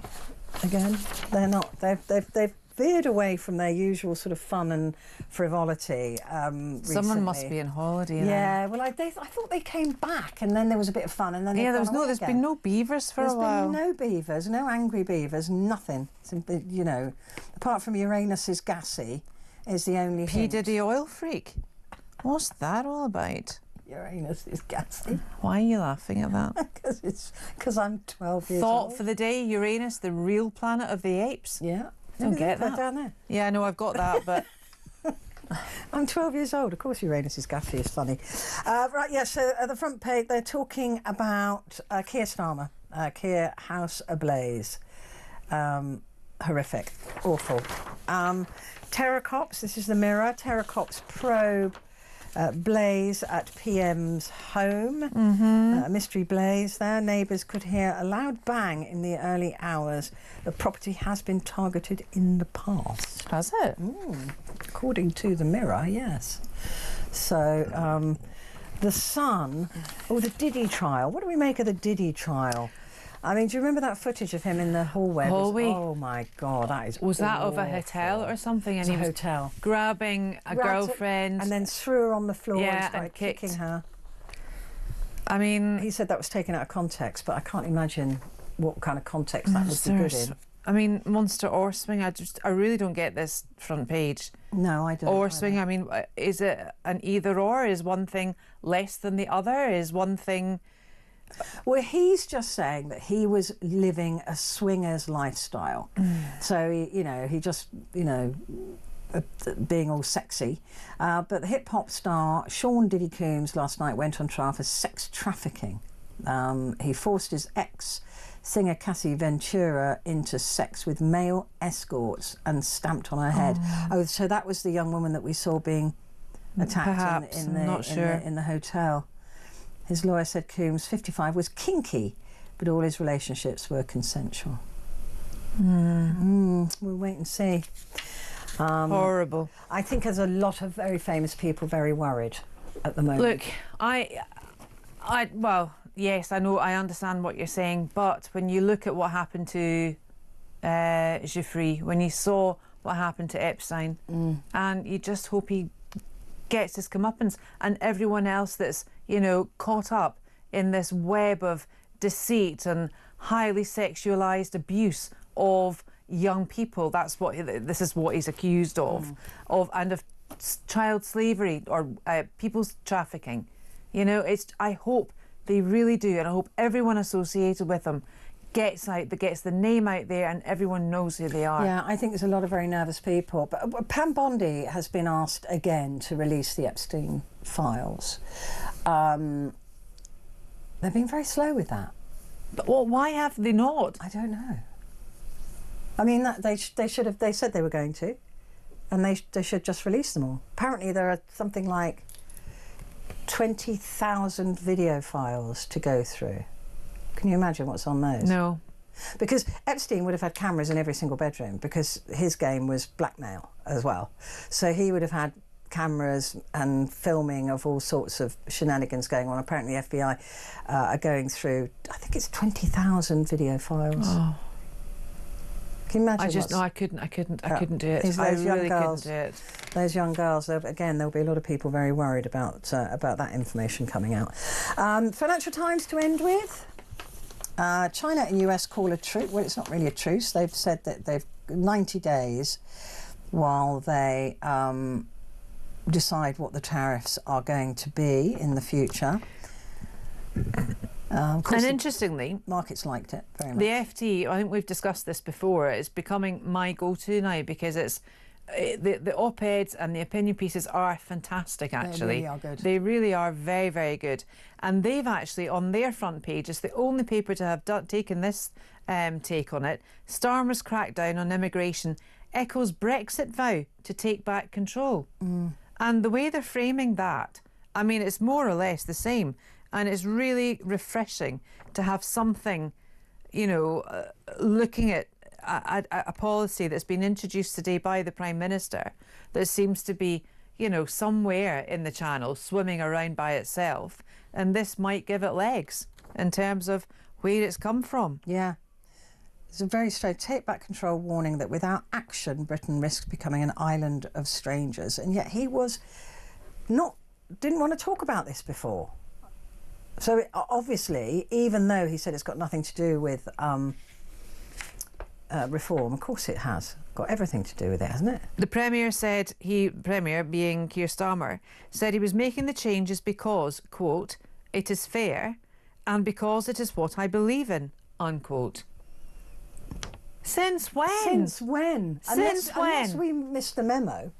Unless that page of the manifesto was ripped out, shredded, and just not passed on to any person's or put through any person's letterbox, then I don't know where it's come from. I honestly don't know. It was like a stranger today. I didn't recognise a single word coming out of that man's mouth, and this is why Labour are so upset with him. Was he less robotic or more robotic? I couldn't even work that out. Should we take a break? Let's take a quick break. Claire and I'll be back in just a moment.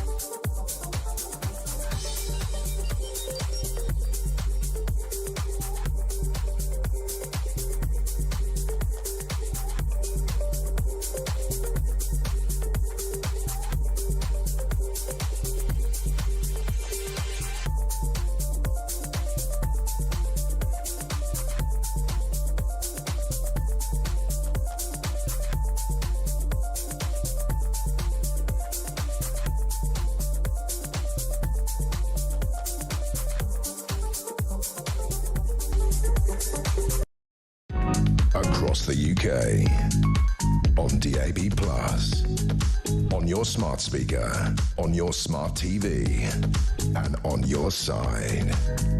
This is Talk.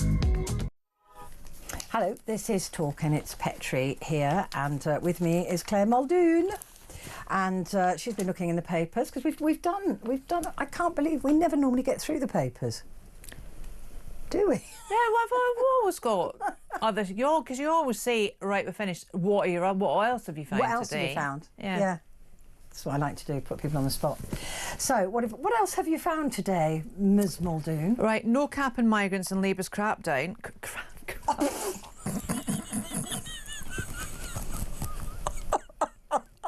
That actually describes it brilliantly.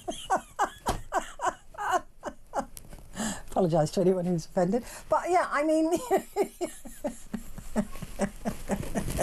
It's not only the Tories that dismiss plans as laughable, we are too. Oh, Labour tax and with reforms. So yeah, that was my points. We've already gone through this really. But it's the front page of today's Mail. But hiring at all-time low, but the story goes deeper because the hiring is at all-time low right at the moment for UK nationals and actually internationals as well. Because of Labour tax and workers' reforms. Yeah. You know, the reform bill coming in, I mean, I can't believe this. Employers now have to really take a gamble on the person they're employing, because from the minute that person starts, they've got, right, there's no such thing as a 6 month or a 3 month probation period. It's like, well, you can start in day one, day two, you can sign yourself off sick and then go through. It's ridiculous. Also, the hike in national insurance contributions from the employer, it's just become so horrible, really, for employers to actually look at the labour market and think, well, one, I've got the budget, two, I can take the risk because everything's going swimmingly well, isn't it? Not. And then we've got Mad Ed, who has now from the 1st of April or the 1st of May, when was it? 1st of April, all companies now have to have or are in charge and responsible for not only their own employees recycling, rubbish segregation, but also any visitors or any clients that come into their offices. Say you have like a breakfast meeting, right? And you get breakfast pots of something in for your meeting. Well, you're in charge of whoever's in that room to make sure they wash the plastic out before they put it into the bin. You're not going to do that, are you? You really aren't. And yet he has moved the cost to especially small and medium sized businesses. When we think of businesses having to carry the load, it's a burden. Insurance, we think of the bigger businesses and think, oh, I don't have like M&S, Sainsbury's, whatever. Yeah. But it's not. This is a nation of small and medium-sized businesses, and those people cannot afford to employ. And this is bad for women as well, because they cannot afford to employ women of childbearing age, because if they do on the second day say, I'm by the way, I'm pregnant, I'm 5 months pregnant, and I'm gonna, be taking some time off. There's nothing they can do about it. No. So they're not going to employ women. No, it's driving all the I mean, they keep battering on about glass ceilings and this, that and the next thing, and empowering women and empowering the workforce. These reforms are doing anything but that. They really are. So we're seeing a drop in companies hiring, we're seeing a drop, there are lots of small businesses were thinking, well, I was going to take on some extra people, I'm not going to do that now. And also we know that come October, there is no guarantee that Rachel Reeves won't change the rules again on taxing. Do you know what happened? Do you know what started today? What? I'm quite out of the loop of it as well, and I didn't realise GCSEs, they started today. Today it was English and Mandarin. And what the report somewhere in the Daily Fail here says that teens could fail their GCSEs by copying TikTok guidance. That's where kids are getting their guidance from, and the tutorials on how to sit exams, and on the data set and the literature and everything else. This will be what you need for your lesson. This will get you a pass in your exam. And now they're being warned. A bit late coming from the warning now, isn't it? Yeah, it's a bit. After the fact. Anyway, there we are. And I think that was a bit awful. Then I've moved on to the Mirror. And This is an interesting story. It was in the Mirror, it was in the Express, and it was in one of the others. Mums-to-be, if they eat avocados, there's a 40% decrease on food allergies when their child is born. This is a study. Wow. Yeah, this is a study All done allergies, in. all food allergies. No, probably won't be all of them, but it is based in Finland, I believe. More help to prevent baby harms. That's another one. There's quite a lot of baby stuff in. So that is a really interesting study. It must be to do with how brilliant avocados are. We know they are a superfood, and it would just be very interesting to find out if this is actually got any legs on it. Eating fresh avocado during pregnancy may, okay, obviously, lower the food allergy risk for babies, scientists say. Researchers involving 2,272 mother-baby pairs found children had 44% lower odds of developing food allergies if their mother ate the fruit while pregnant. Wow. Isn't that amazing? The other interesting piece of research I've read on this, on child allergies, because I could never understand how a child could have an allergy, and I'm not being flippant, and I know that some people do have allergies that could cause death if they're not treated, you know, specifically. But I think a lot of these gluten intolerances or other allergies really are born from parents not mixing or giving their children a varied diet for the fact that they don't want to give their child an allergy. But I remember reading a piece of research through the increase in elective or emergency C-sections. There is a direct correlation between children not picking up enzymes in the birth control to them then not having an allergy to those that have come out via C-section. Oh, that's interesting. Very interesting. I mean, my son was born by emergency C-section, and he hasn't got any allergies. Yeah. So I don't know. But what was interesting I saw recently was that there's a guy who's deathly allergic to nuts, and his prescription is to eat 2 peanuts a day. Have you seen that? Yeah. And it's completely, as long as he does that, he's fine. Yeah. That's really interesting. And they're saying as well that you should introduce peanuts to your babies, peanut butter and things like that, quite early on. But like you said, people are scared because they think that will cause it, but actually that's what could prevent it. Yeah. I'm with you. It's I think there is really a very interesting. limited diet and a very limited, probably these baby meals that the people are feeding. Oh, their they're kids. they're too sanitised. You know, they've got no. I mean, as an adult, you wouldn't eat them. So why should you expect your child to eat it? No flavour to them at all. No taste. And also, there's again, it's the thing of our houses are so clean now that children are not picking up bugs and germs that protect them later on in life. Mine were out in the Eating parks, slugs. in the gardens, getting their hands all dirty. You know, if they put something dropped, I let them put it. Obviously, it wasn't dog poo that fell in or whatever. We didn't have any dogs. But even when we were out, and it's that ability to expose themselves. I agree with that. You know, not only to 100%. emotional risk, because that's another discussion for another night, but you know, exposing themselves to germs. Sleep with your window open, even in winter, even when it's rainy. It just gets the air circulating through. But I just think that most people now, this whole, you know, cleaning of everything all the time is not helping children. Once a week, get the toys in a bath of Milton distilling or whatever. Exactly, but the rest of the time just let them get dirty. And now children, I've noticed, bathed every night. I've noticed that parents are now buying kids like foam crash helmets when they're starting to learn to walk. Toddler helmets. That eliminates risk. It You're not gonna learn really anything, does. are you? No, they will never. I'm afraid you do need to fall over and hurt yourself. You do. I didn't cover any corners up in my house. Did you put a blade on them? Funnily enough, I didn't. That was for the nappies. No, I think there is far too much of this over-parenting stuff that's it's horrific. That's going on at the moment, and it doesn't do kids any good for the future. No, it doesn't. It doesn't. Anything else quickly? Yeah, we do. So as you know, devolved powers for Wales and Scotland cover things like transport. There's £1 billion worth of tram trains in Wales. Every single one of them has been fitted without a toilet.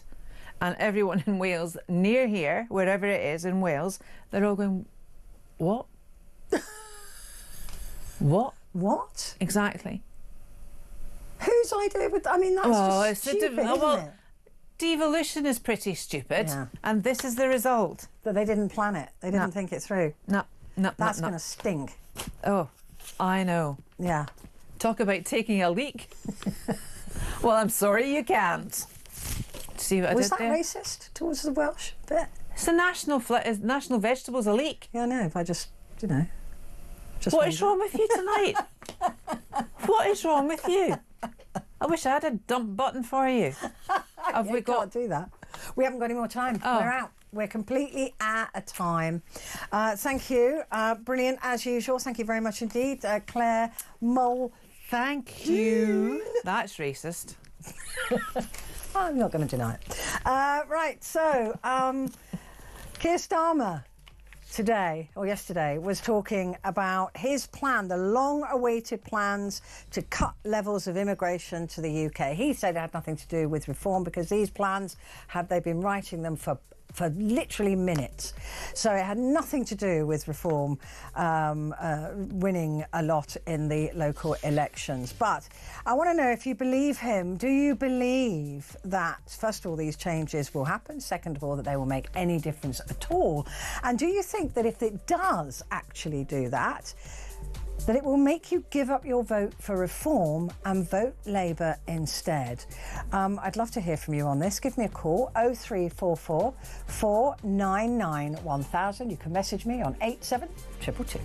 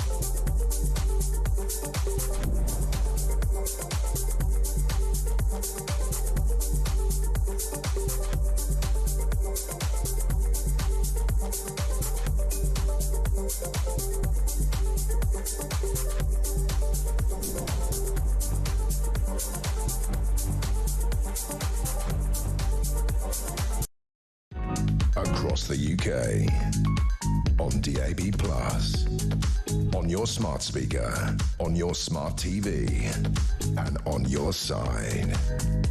This is Talk.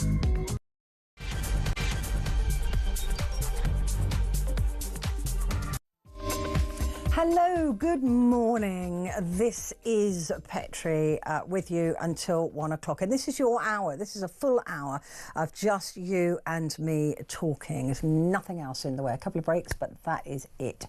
So your chance to talk back. And it's a big one, actually, that you might want to talk back on. And that is the Prime Minister today promised the government's new immigration measures will mean net migration falls significantly over the next 4 years. There he unveiled plans to ban recruitment of care workers from overseas, tighten access to skilled worker visas and raise the cost to employers in an effort to curb near record net migration. He didn't set a target, which has never worked before. We were going to have net migration in the tens of thousands, not the hundreds of thousands, weren't we? Well, in 2023, net migration climbed to a record 906,000, so just shy of 1 million people. Now, net migration is the number of people coming in minus the number of people leaving, right? So, so the actual number of people coming in, that isn't the full number, but that is minus the people that left. So, and last year it stood at 728,000 people. That's nearly 1 million people a year, when we were promised figures down in the tens of thousands instead of the hundreds of thousands. And hundreds of thousands will be a memory, won't it, if we don't get to grip on this. But the one thing he didn't talk about today was illegal migration or irregular. Now, I know somebody's already told me off for using the term irregular, and that is because it is the accurate term.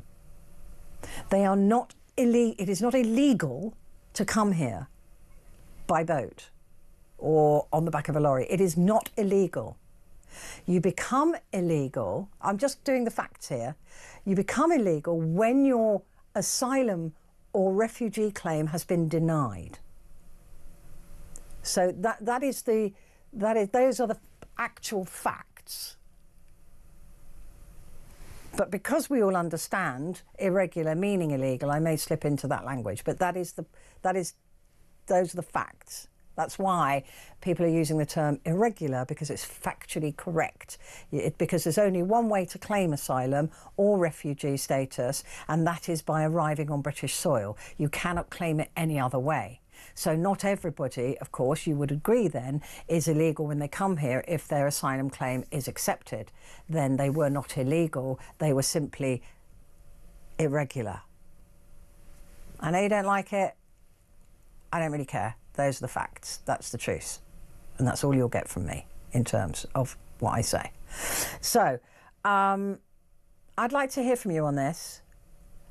He didn't mention that. And that, I think, is the thing that most people are concerned about, is the numbers of people who come into this country uninvited. Some of them may have legitimate asylum claims, a lot of them don't. And we know that. But we have to sort the wheat from the chaff. We have to figure out which ones they are, with our obligation to asylum laws around the world. So, shall we listen to the Prime Minister himself? Because you may not have heard him when he was talking about his new immigration plan. Let's have a listen. Today we publish a white paper on immigration, a strategy absolutely central to my plan for change that will finally take back control of our borders and close the book on a squalid chapter for our politics, our economy and our country. Now, make no mistake, this plan means migration will fall. That's a promise. But I want to be very clear on this. If we do need to take further steps, if we do need to do more to release pressure on housing and our public services, then mark my words, we will. Mark my words, that's a promise. He hasn't said by how many, so literally the numbers could go down by 3 people and you say, see, I did say that. Anyway, he then went on to say this. Nations depend on rules, fair rules, They give shape to our values, guide us towards our rights, of course, but also our responsibilities, the obligations we owe to each other. Now, in a diverse nation like ours, and I celebrate that, these rules become even more important.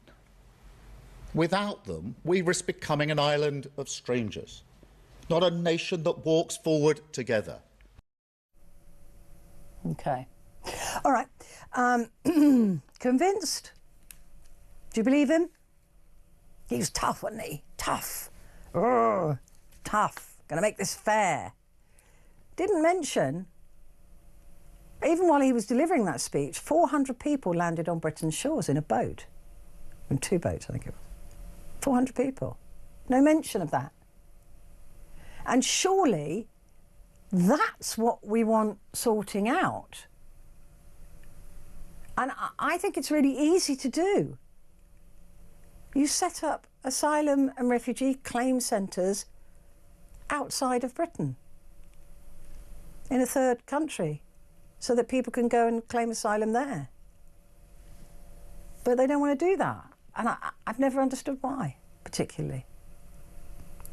So I want to know from you, do you believe Keir Starmer means this? Do you trust him? He's asking you to trust him on this. And if he does manage to bring the numbers down, and look, I've got some figures here, and frankly, they're embarrassing. They're absolutely embarrassing. Right, so the government, so about the carers, right? So there are no more carers are allowed from foreign countries to come and work in British care homes. What are we doing? Cutting off our noses to spite our faces here? What's that about? We want carers to come in. We just don't want 3,000 Albanians who've got no right to be, young men who've got no right to be here, opening up cannabis farms. I mean, that's what we don't want. But surely carers we do want. Anyway, that change alone will cut the number of workers coming to the UK between 7,000 and 8,000 a year. 7,000 and 8,000. Great. Other changes could, by the end of this Parliament, in 4 years' time, could lead to a reduction of 39,000 workers. So we're looking at a total, potentially, of around 50,000 workers.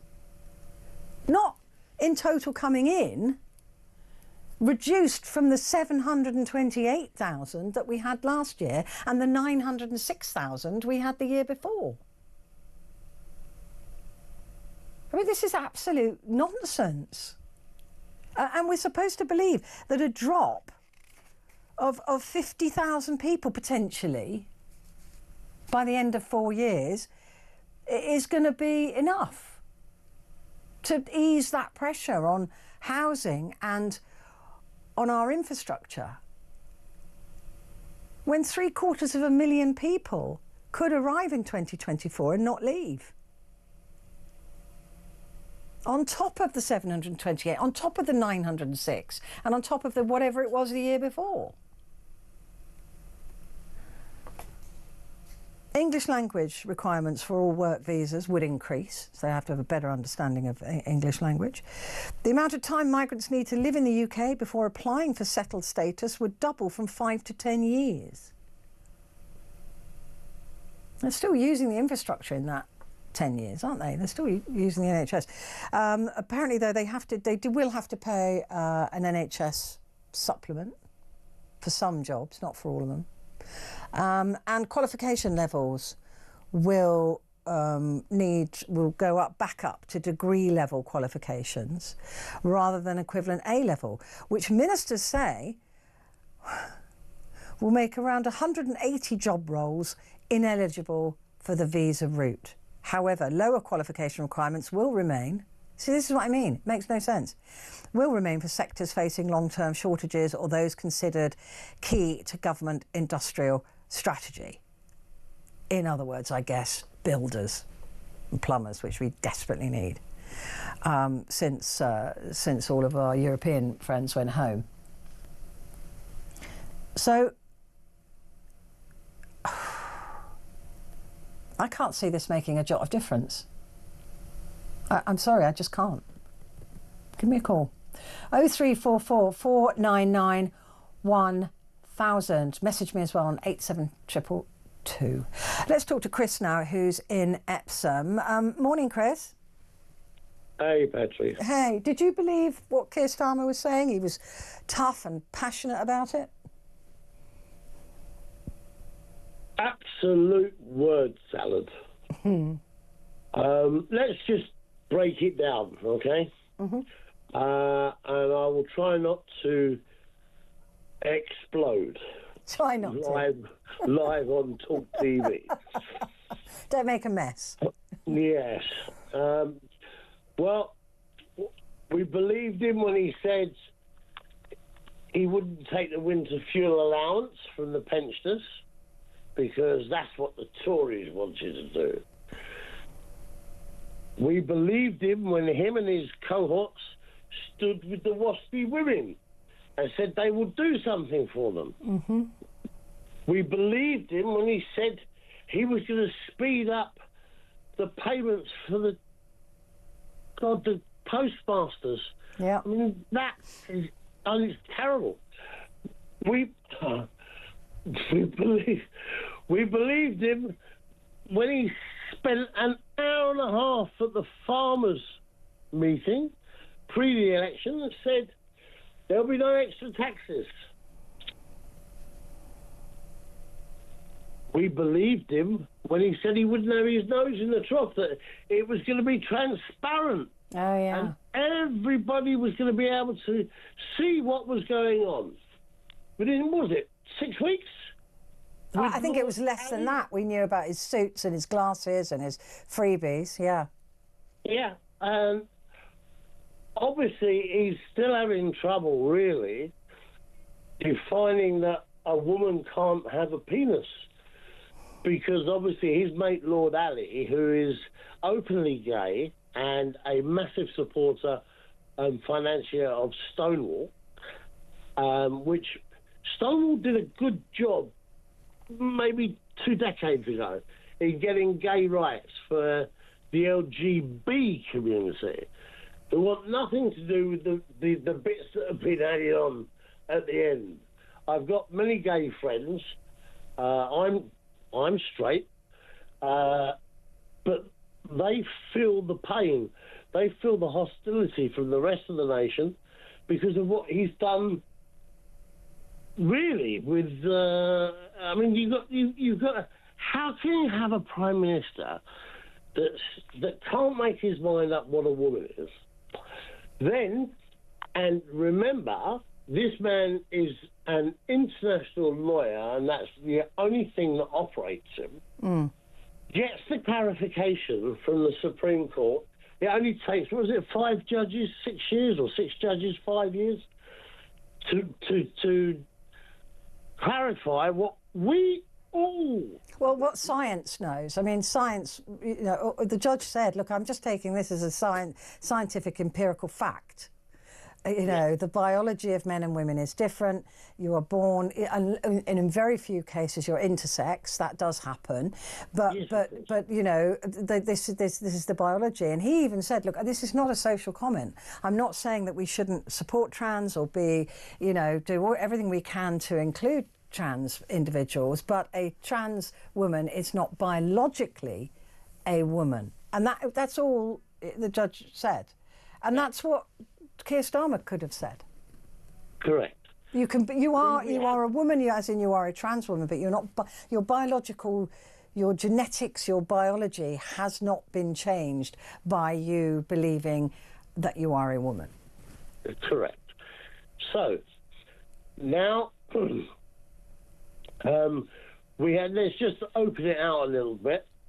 I mean, we have our wonderful mastermind, David Lammy, who congratulated the Armenians on getting back their land. because he's so worldly wide with his look, he didn't realise they'd actually created a genocide to get that land back. We have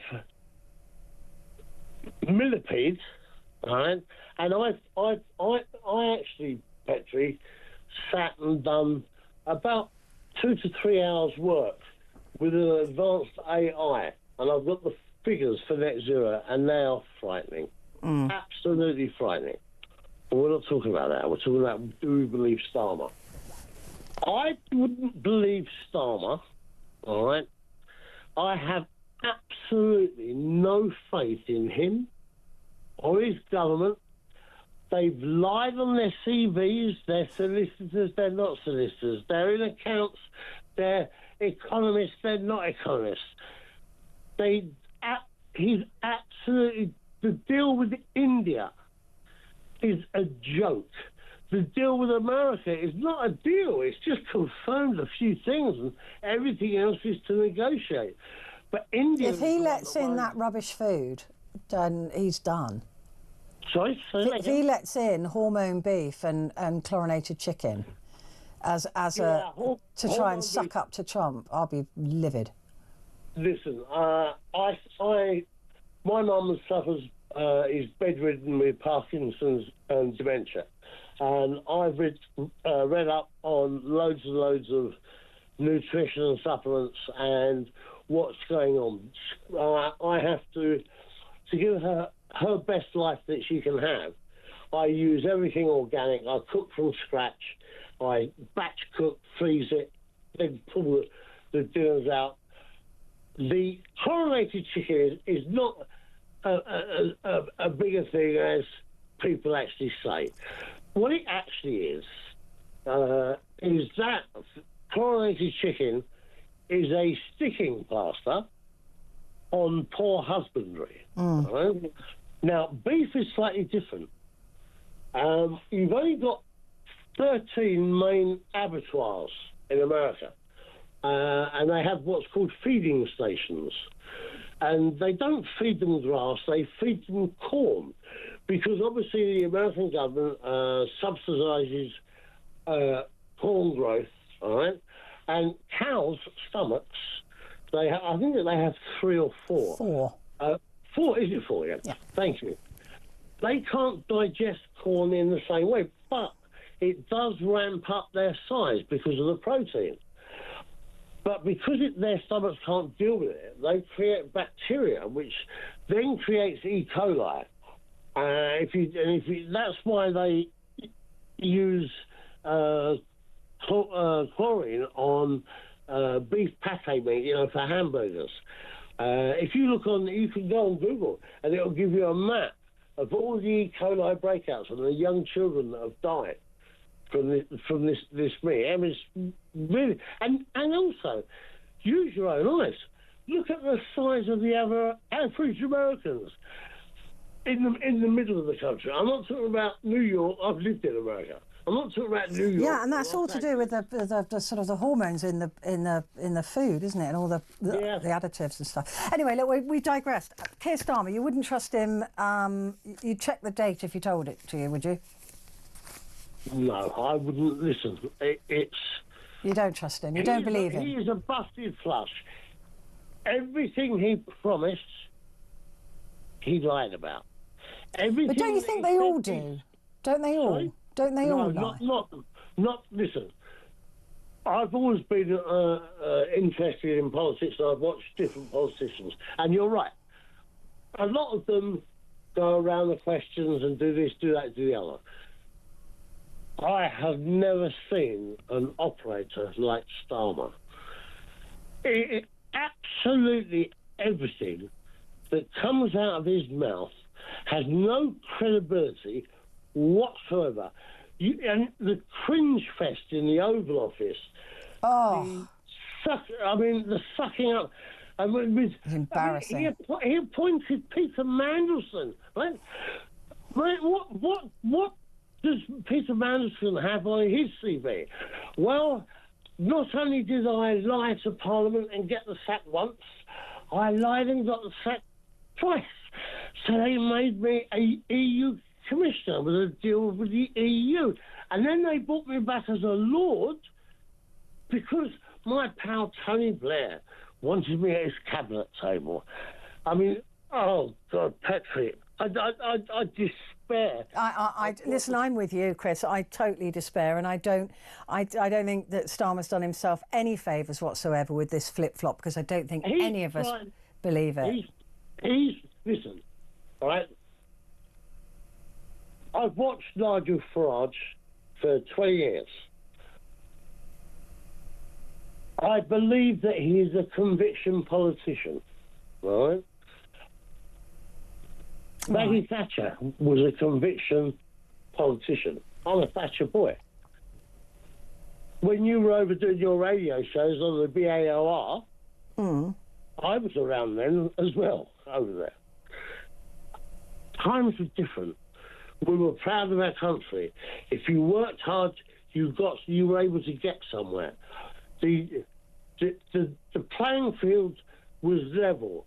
You were the one that tilted it in your favour. That's gone. Completely gone.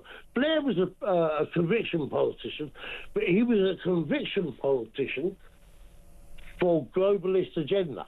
Everything that we're suffering with now, you could go back to, and one of my favourite people to listen to is David Starkey.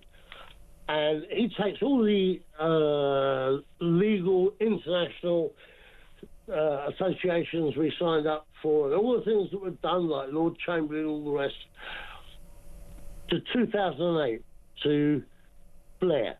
And he says, if we want to really change this country, we have to rip the plaster off everything from 2008. And actually, when you sit back and think about it, I don't think he's wrong. No, it's actually, I'm just thinking in my mind now, Chris, about certain things that we're still putting up with in this country, and a lot of it does go back to Tony Blair. I will totally agree with that. Chris, great to talk to you. I've got to go because I'm really late to a break, but I will be back.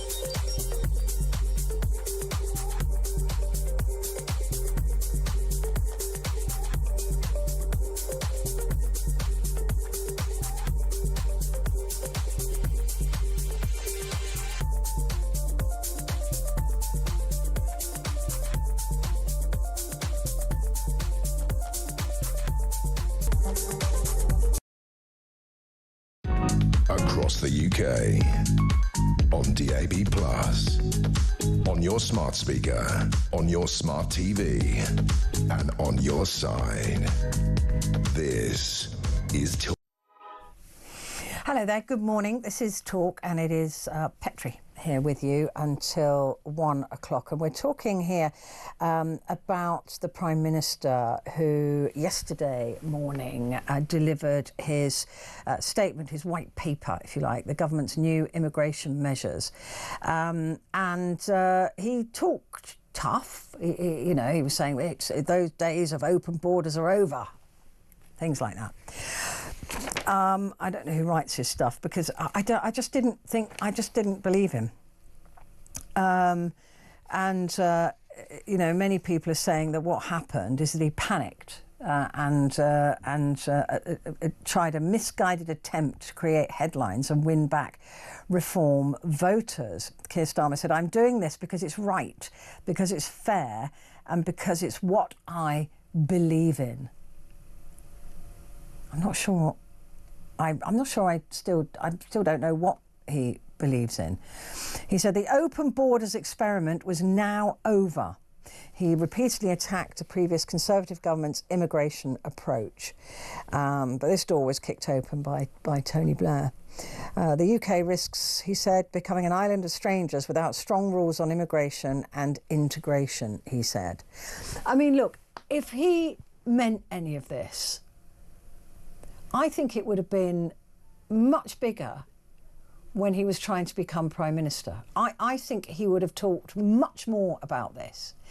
And he would have said, look, this is really important to us. It's really important that we get this done. It's going to take us a few months to get the white paper put in place, but we will get this done. But he didn't.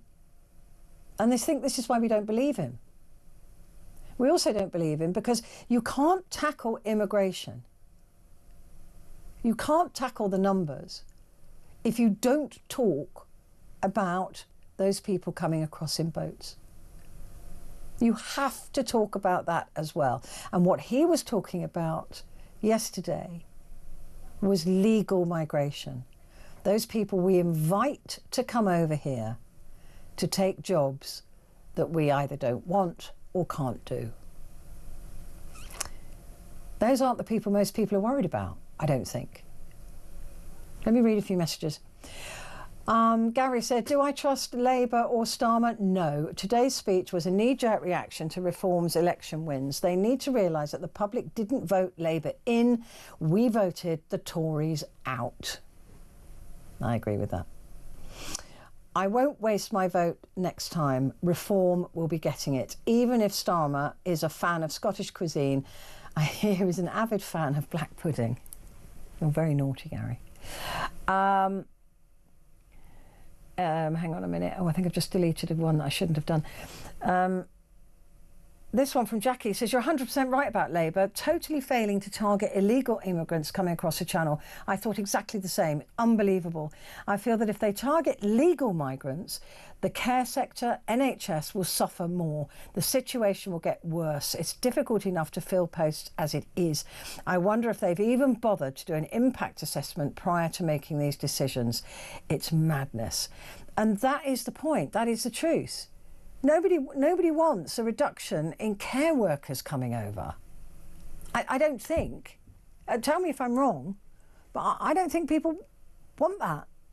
I think what most people concern themselves with is all of these young men coming across in boats. I think that's what most people concern themselves with. I don't think it is that he's going for the easy thing. It's easier to limit controlled legal migration. So he's gone for the easy thing. He's not going for the difficult thing. So that's why I don't trust him. I don't believe him because he's choosing willfully to ignore the difficult thing. Oh, I can't think of what to do with that. So what I'll do is I'll do the easy thing and just limit visas. I mean, that's what it feels like to me anyway. Adrian is in Perth. Hello, Adrian. Hi, good morning, Petrie. Good morning. Lovely to speak to you. And to you. I've followed you for years, and I'm a wee bit older than you, but I think you're actually wearing a bit better than me. Oh, thank you. I don't feel like I'm wearing better, Adrian, but I will take that compliment. Thank you. Well, you look very good. Thank you. Petrie, I just wanted to say, I think what Keir Starmer forgets is that social media and the fact that we could see his viewpoints throughout his history. A typical one is Mike Graham. I love listening to him in the morning, but he's got a clip of Keir Starmer basically. I wouldn't have dinner with Starmer. Take my word, I don't trust him. And then I wished Donald Trump all the best as soon as he's elected. Oh, I know. Touching his shoulder. And it's just, where it's is embarrassing. the trust? It is, and where is the trust? But if you look at him over the years, 2020, he joined dozens of Labour MPs campaigning against the deportation of foreign criminals to Jamaica. He's also, when he ran for leadership, he demanded free movement after Brexit, not breakfast, it's near breakfast time.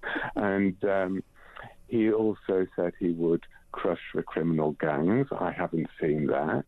No. He could, if he was really, really serious, do offshore processing of it. He's got rid of all the deterrents. He's aligning ourselves more with Europe, isn't he, by having, I think he wants the under-30s to have free movement. The India, the trade deal there, what's all that about? He's got David Lammy wanting to give compensation. I just don't see anything at all that suggests he wants to stop immigration into the UK. And plus, if he really wanted to protect our borders, he would get the Royal Navy, he'd have emergency powers. But I also blame the Tories because they had 14 years of doing nothing. They had 14 years of doing nothing, and then right at the end, the whole Rwanda thing, which was destined to fail, I think, from day one. I mean, in principle, having a third safe country is a good idea, but they didn't really pay much attention to the safe thing. But, you know, I live up in Scotland, and if you go to Thurso, there's an island up near the top of Thurso that was deserted after the Second World War. Those kind of islands could be used as processing centres. It would boost the economy to places like Thurso. And I just can't understand why we're giving people so many freedoms in this country who come over illegally. We should be controlling our borders. We just don't know who is in our country now. No, and we need to get these immigration processes. Look, I always say this, that you're not illegal until you've been refused, right? But we're not even throwing people out who've been refused. So, you know, and in those boats, there are some people who do need asylum, right? And that is our duty to take them in. But the majority do not. And you know, that we've got to process them quicker and remove them quicker. But nobody seems to be wanting to do that. Well, I had an idea. Maybe if you gave the Home Office quotas to actually process these people, and there were penalties on the Home Office for not processing, I think we might get some results, but it's laughable, really. If it was a private sector, they'd be bankrupt. Yeah, I mean, honestly, it is laughable. And the fact that he thinks we won't have noticed today that he didn't talk about that is crazy, because you cannot have a comprehensive plan on migration if you do not include those people coming across on boats. It just doesn't work. Adrian, it's lovely to talk to you. Oh, the other thing my mother always said to me, and this was going back in the late 60s, she said, never trust anyone who uses Brill cream. I like the sound of your mother, Adrian. I like that very much. I never have. Quick break, back in a sec.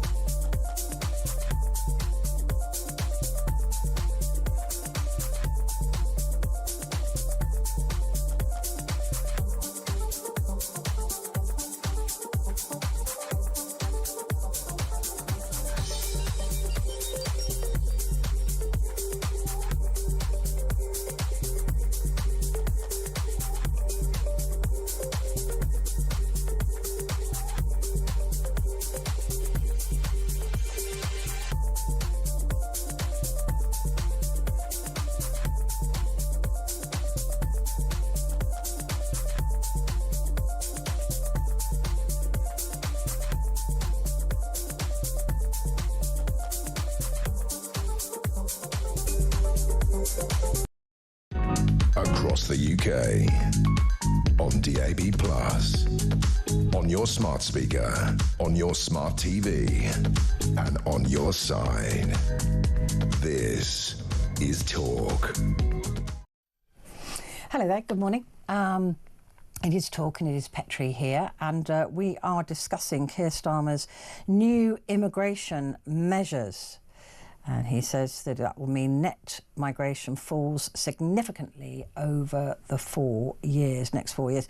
The plan is, I'm just looking at the papers for today, immigration to UK will fall by 100,000 a year under new rules, Sir Keir Starmer has said, tighter visa restrictions and promises to take control of our borders back. The thing is that we're already at record numbers of people coming in, so actually a drop of 100,000 is not a lot. It really is not a lot. If we're looking at in 2023 906,000 people coming to this country legally, invited to come to this country, then that's a lot of people. And then of course they after it was 5 years would have the right to request to remain. So it's not like they come and do a bit of work and then go. This is when we're talking about these are people migrating into the country for good. So you've got 906, 728 last year, 1,000.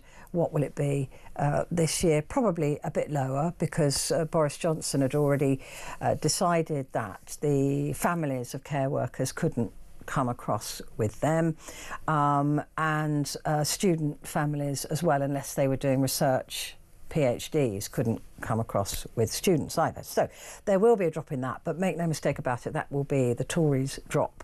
That is, and I'm not saying that because I'm just being factual. That is what that will be. So whatever Keir Starmer is now suggesting to take back control, he's not suggesting anything about those people who come across in boats.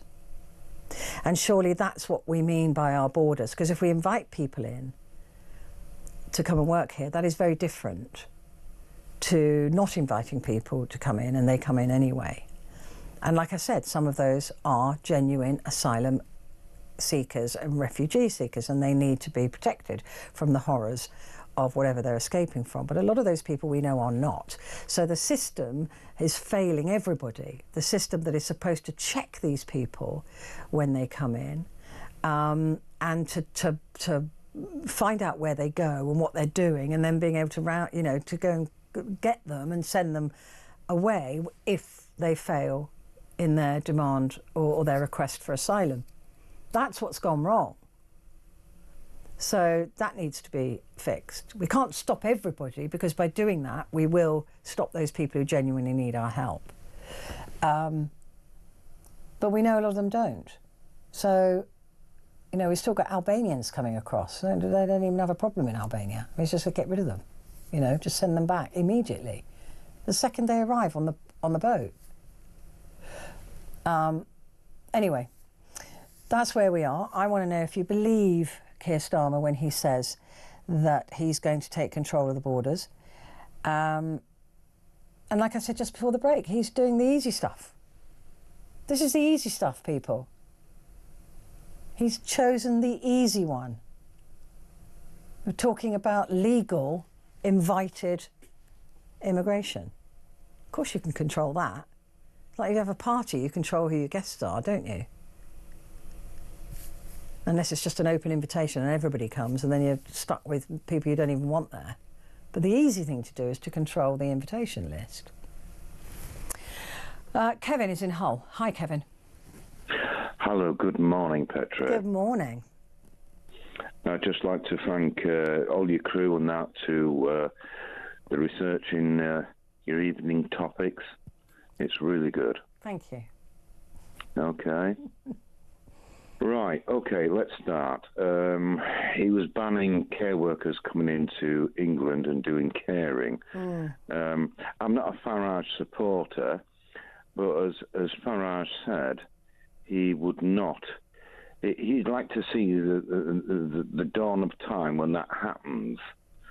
And it's all right to be an under party and saying, well, I'd like to see that. But there's two things that upset me, because I work in a care home with challenging behaviour, and sometimes because we're short-staffed, we're massively short-staffed, we have agency. And agency is basically people that come from abroad.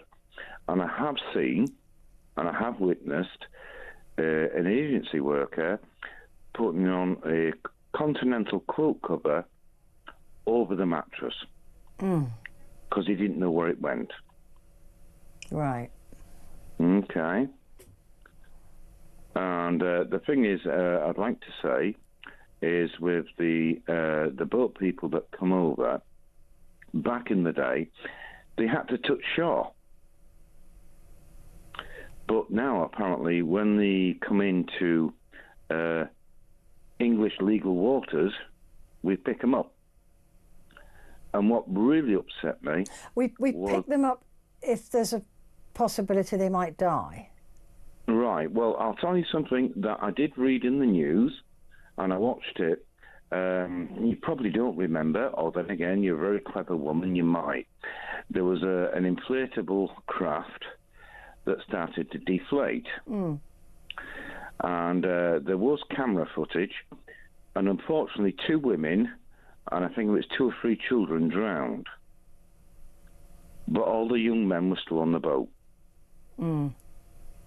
So I'm not reading into things, but what are we bringing into the country?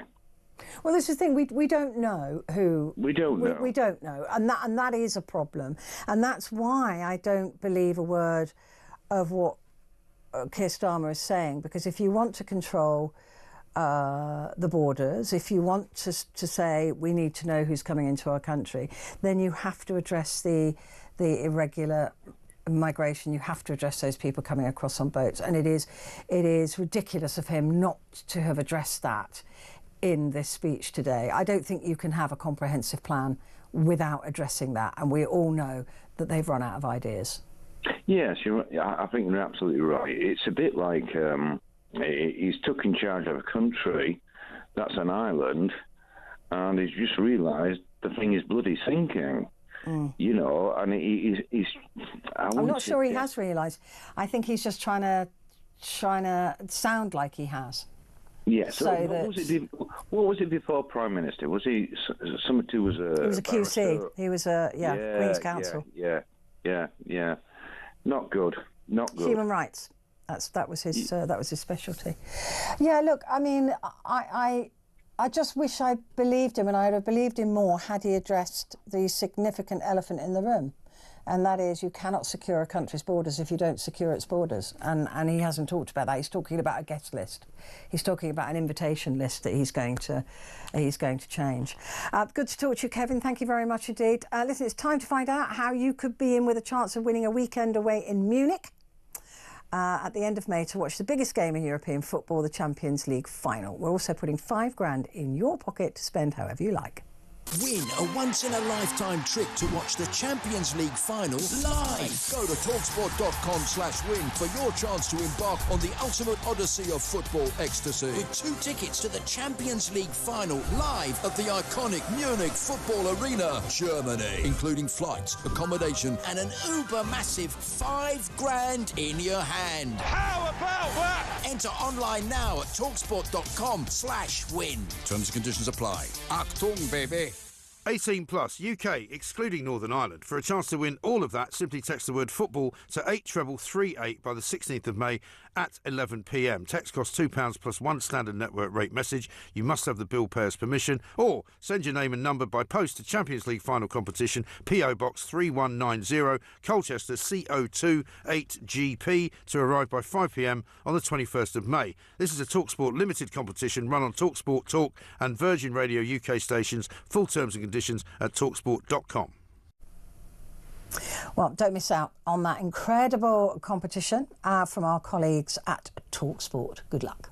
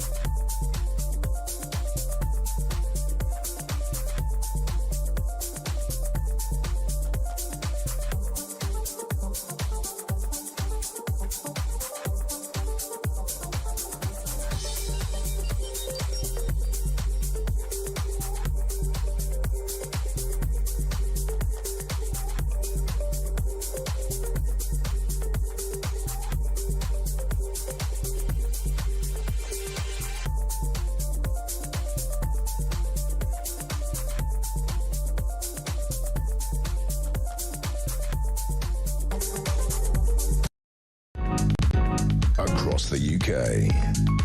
On DAB+, on your smart speaker, on your smart TV, and on your side.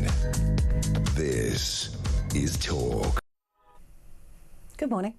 It's Petrie here with you until the top of the hour, and we are talking about Keir Starmer's promises, his promises, passionate promises that he's going to get a grip on immigration to this country. Although, as I've mentioned, he didn't mention the irregular boats coming across. Anyway, Ernie has said, "Hi Petrie, I think Keir showed his true colours today, which is a shame because I thought he was a man of integrity." Did you? But to blatantly try to manipulate the British public just to save his job was sad to see. And Ernie there, I think, reflecting on what we all know, and that is that this was just a reaction to what happened with reform. I mean, they've said they've been writing this for weeks, but I've got no sense of that at all. Shell says each citizen is worth pounds. These migrants are given life jackets, phones, clothes. It's clearly our government funding the charities. I mean, it's laughable to think that they couldn't stop them if they actually wanted to. This one from Peter in Hailsham says, tell Starmer I would vote for him if he stopped and ended the and deported the rubber boat invaders, but then I'd be giving him a dose of his own medicine of lying. There you go. And this one, I would absolutely not trust Starmer on immigration. He's only trying to say this because of the reform majorities.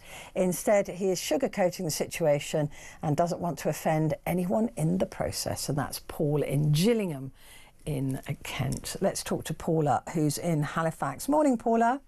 Good morning, Petrie. How are you? I'm very well, my love. How are you? Oh, not so bad, thank you. Good. So we're talking about the new, yeah. I mean, do you believe him? Do I heck? Oh, okay. I don't believe a blinking word that comes out of his mouth.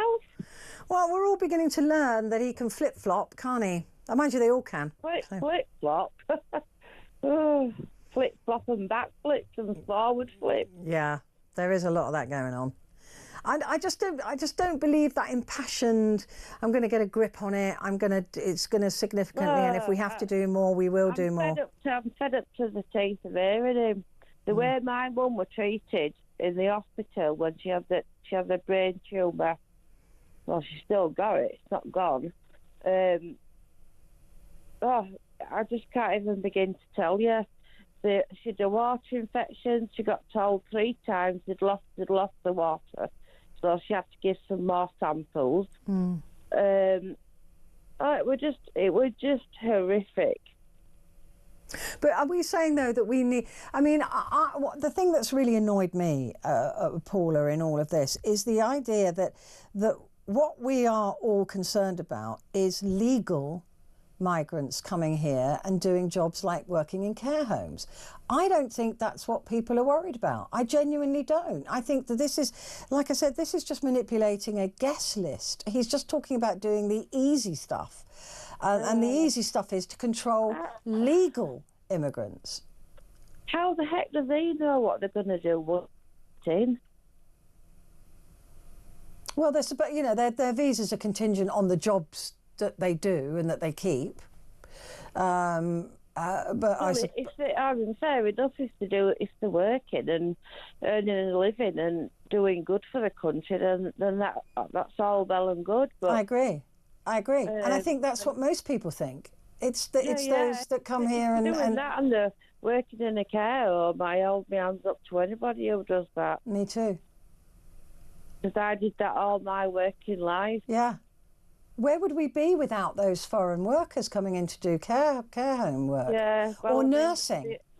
I'll tell you something, Petrie. The hospitals are at an absolute low because of the Brexit. They sent everybody home, and there's not enough doctors. There's not enough nurses.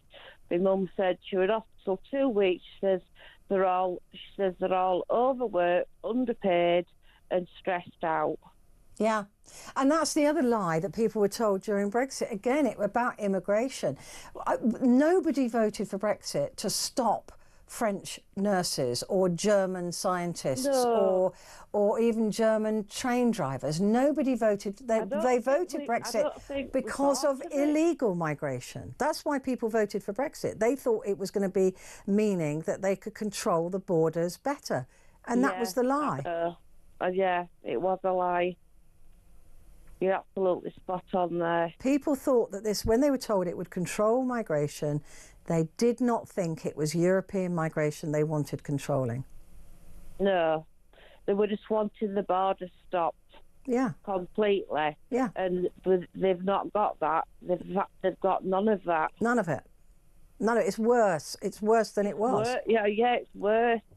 I mean, my sister were in town the other day and they were taking pictures outside a shop or somewhere. She said they'd all got new clothes on, mobile phones. They're all giggling and laughing, not working in the day. She said they didn't want for nothing.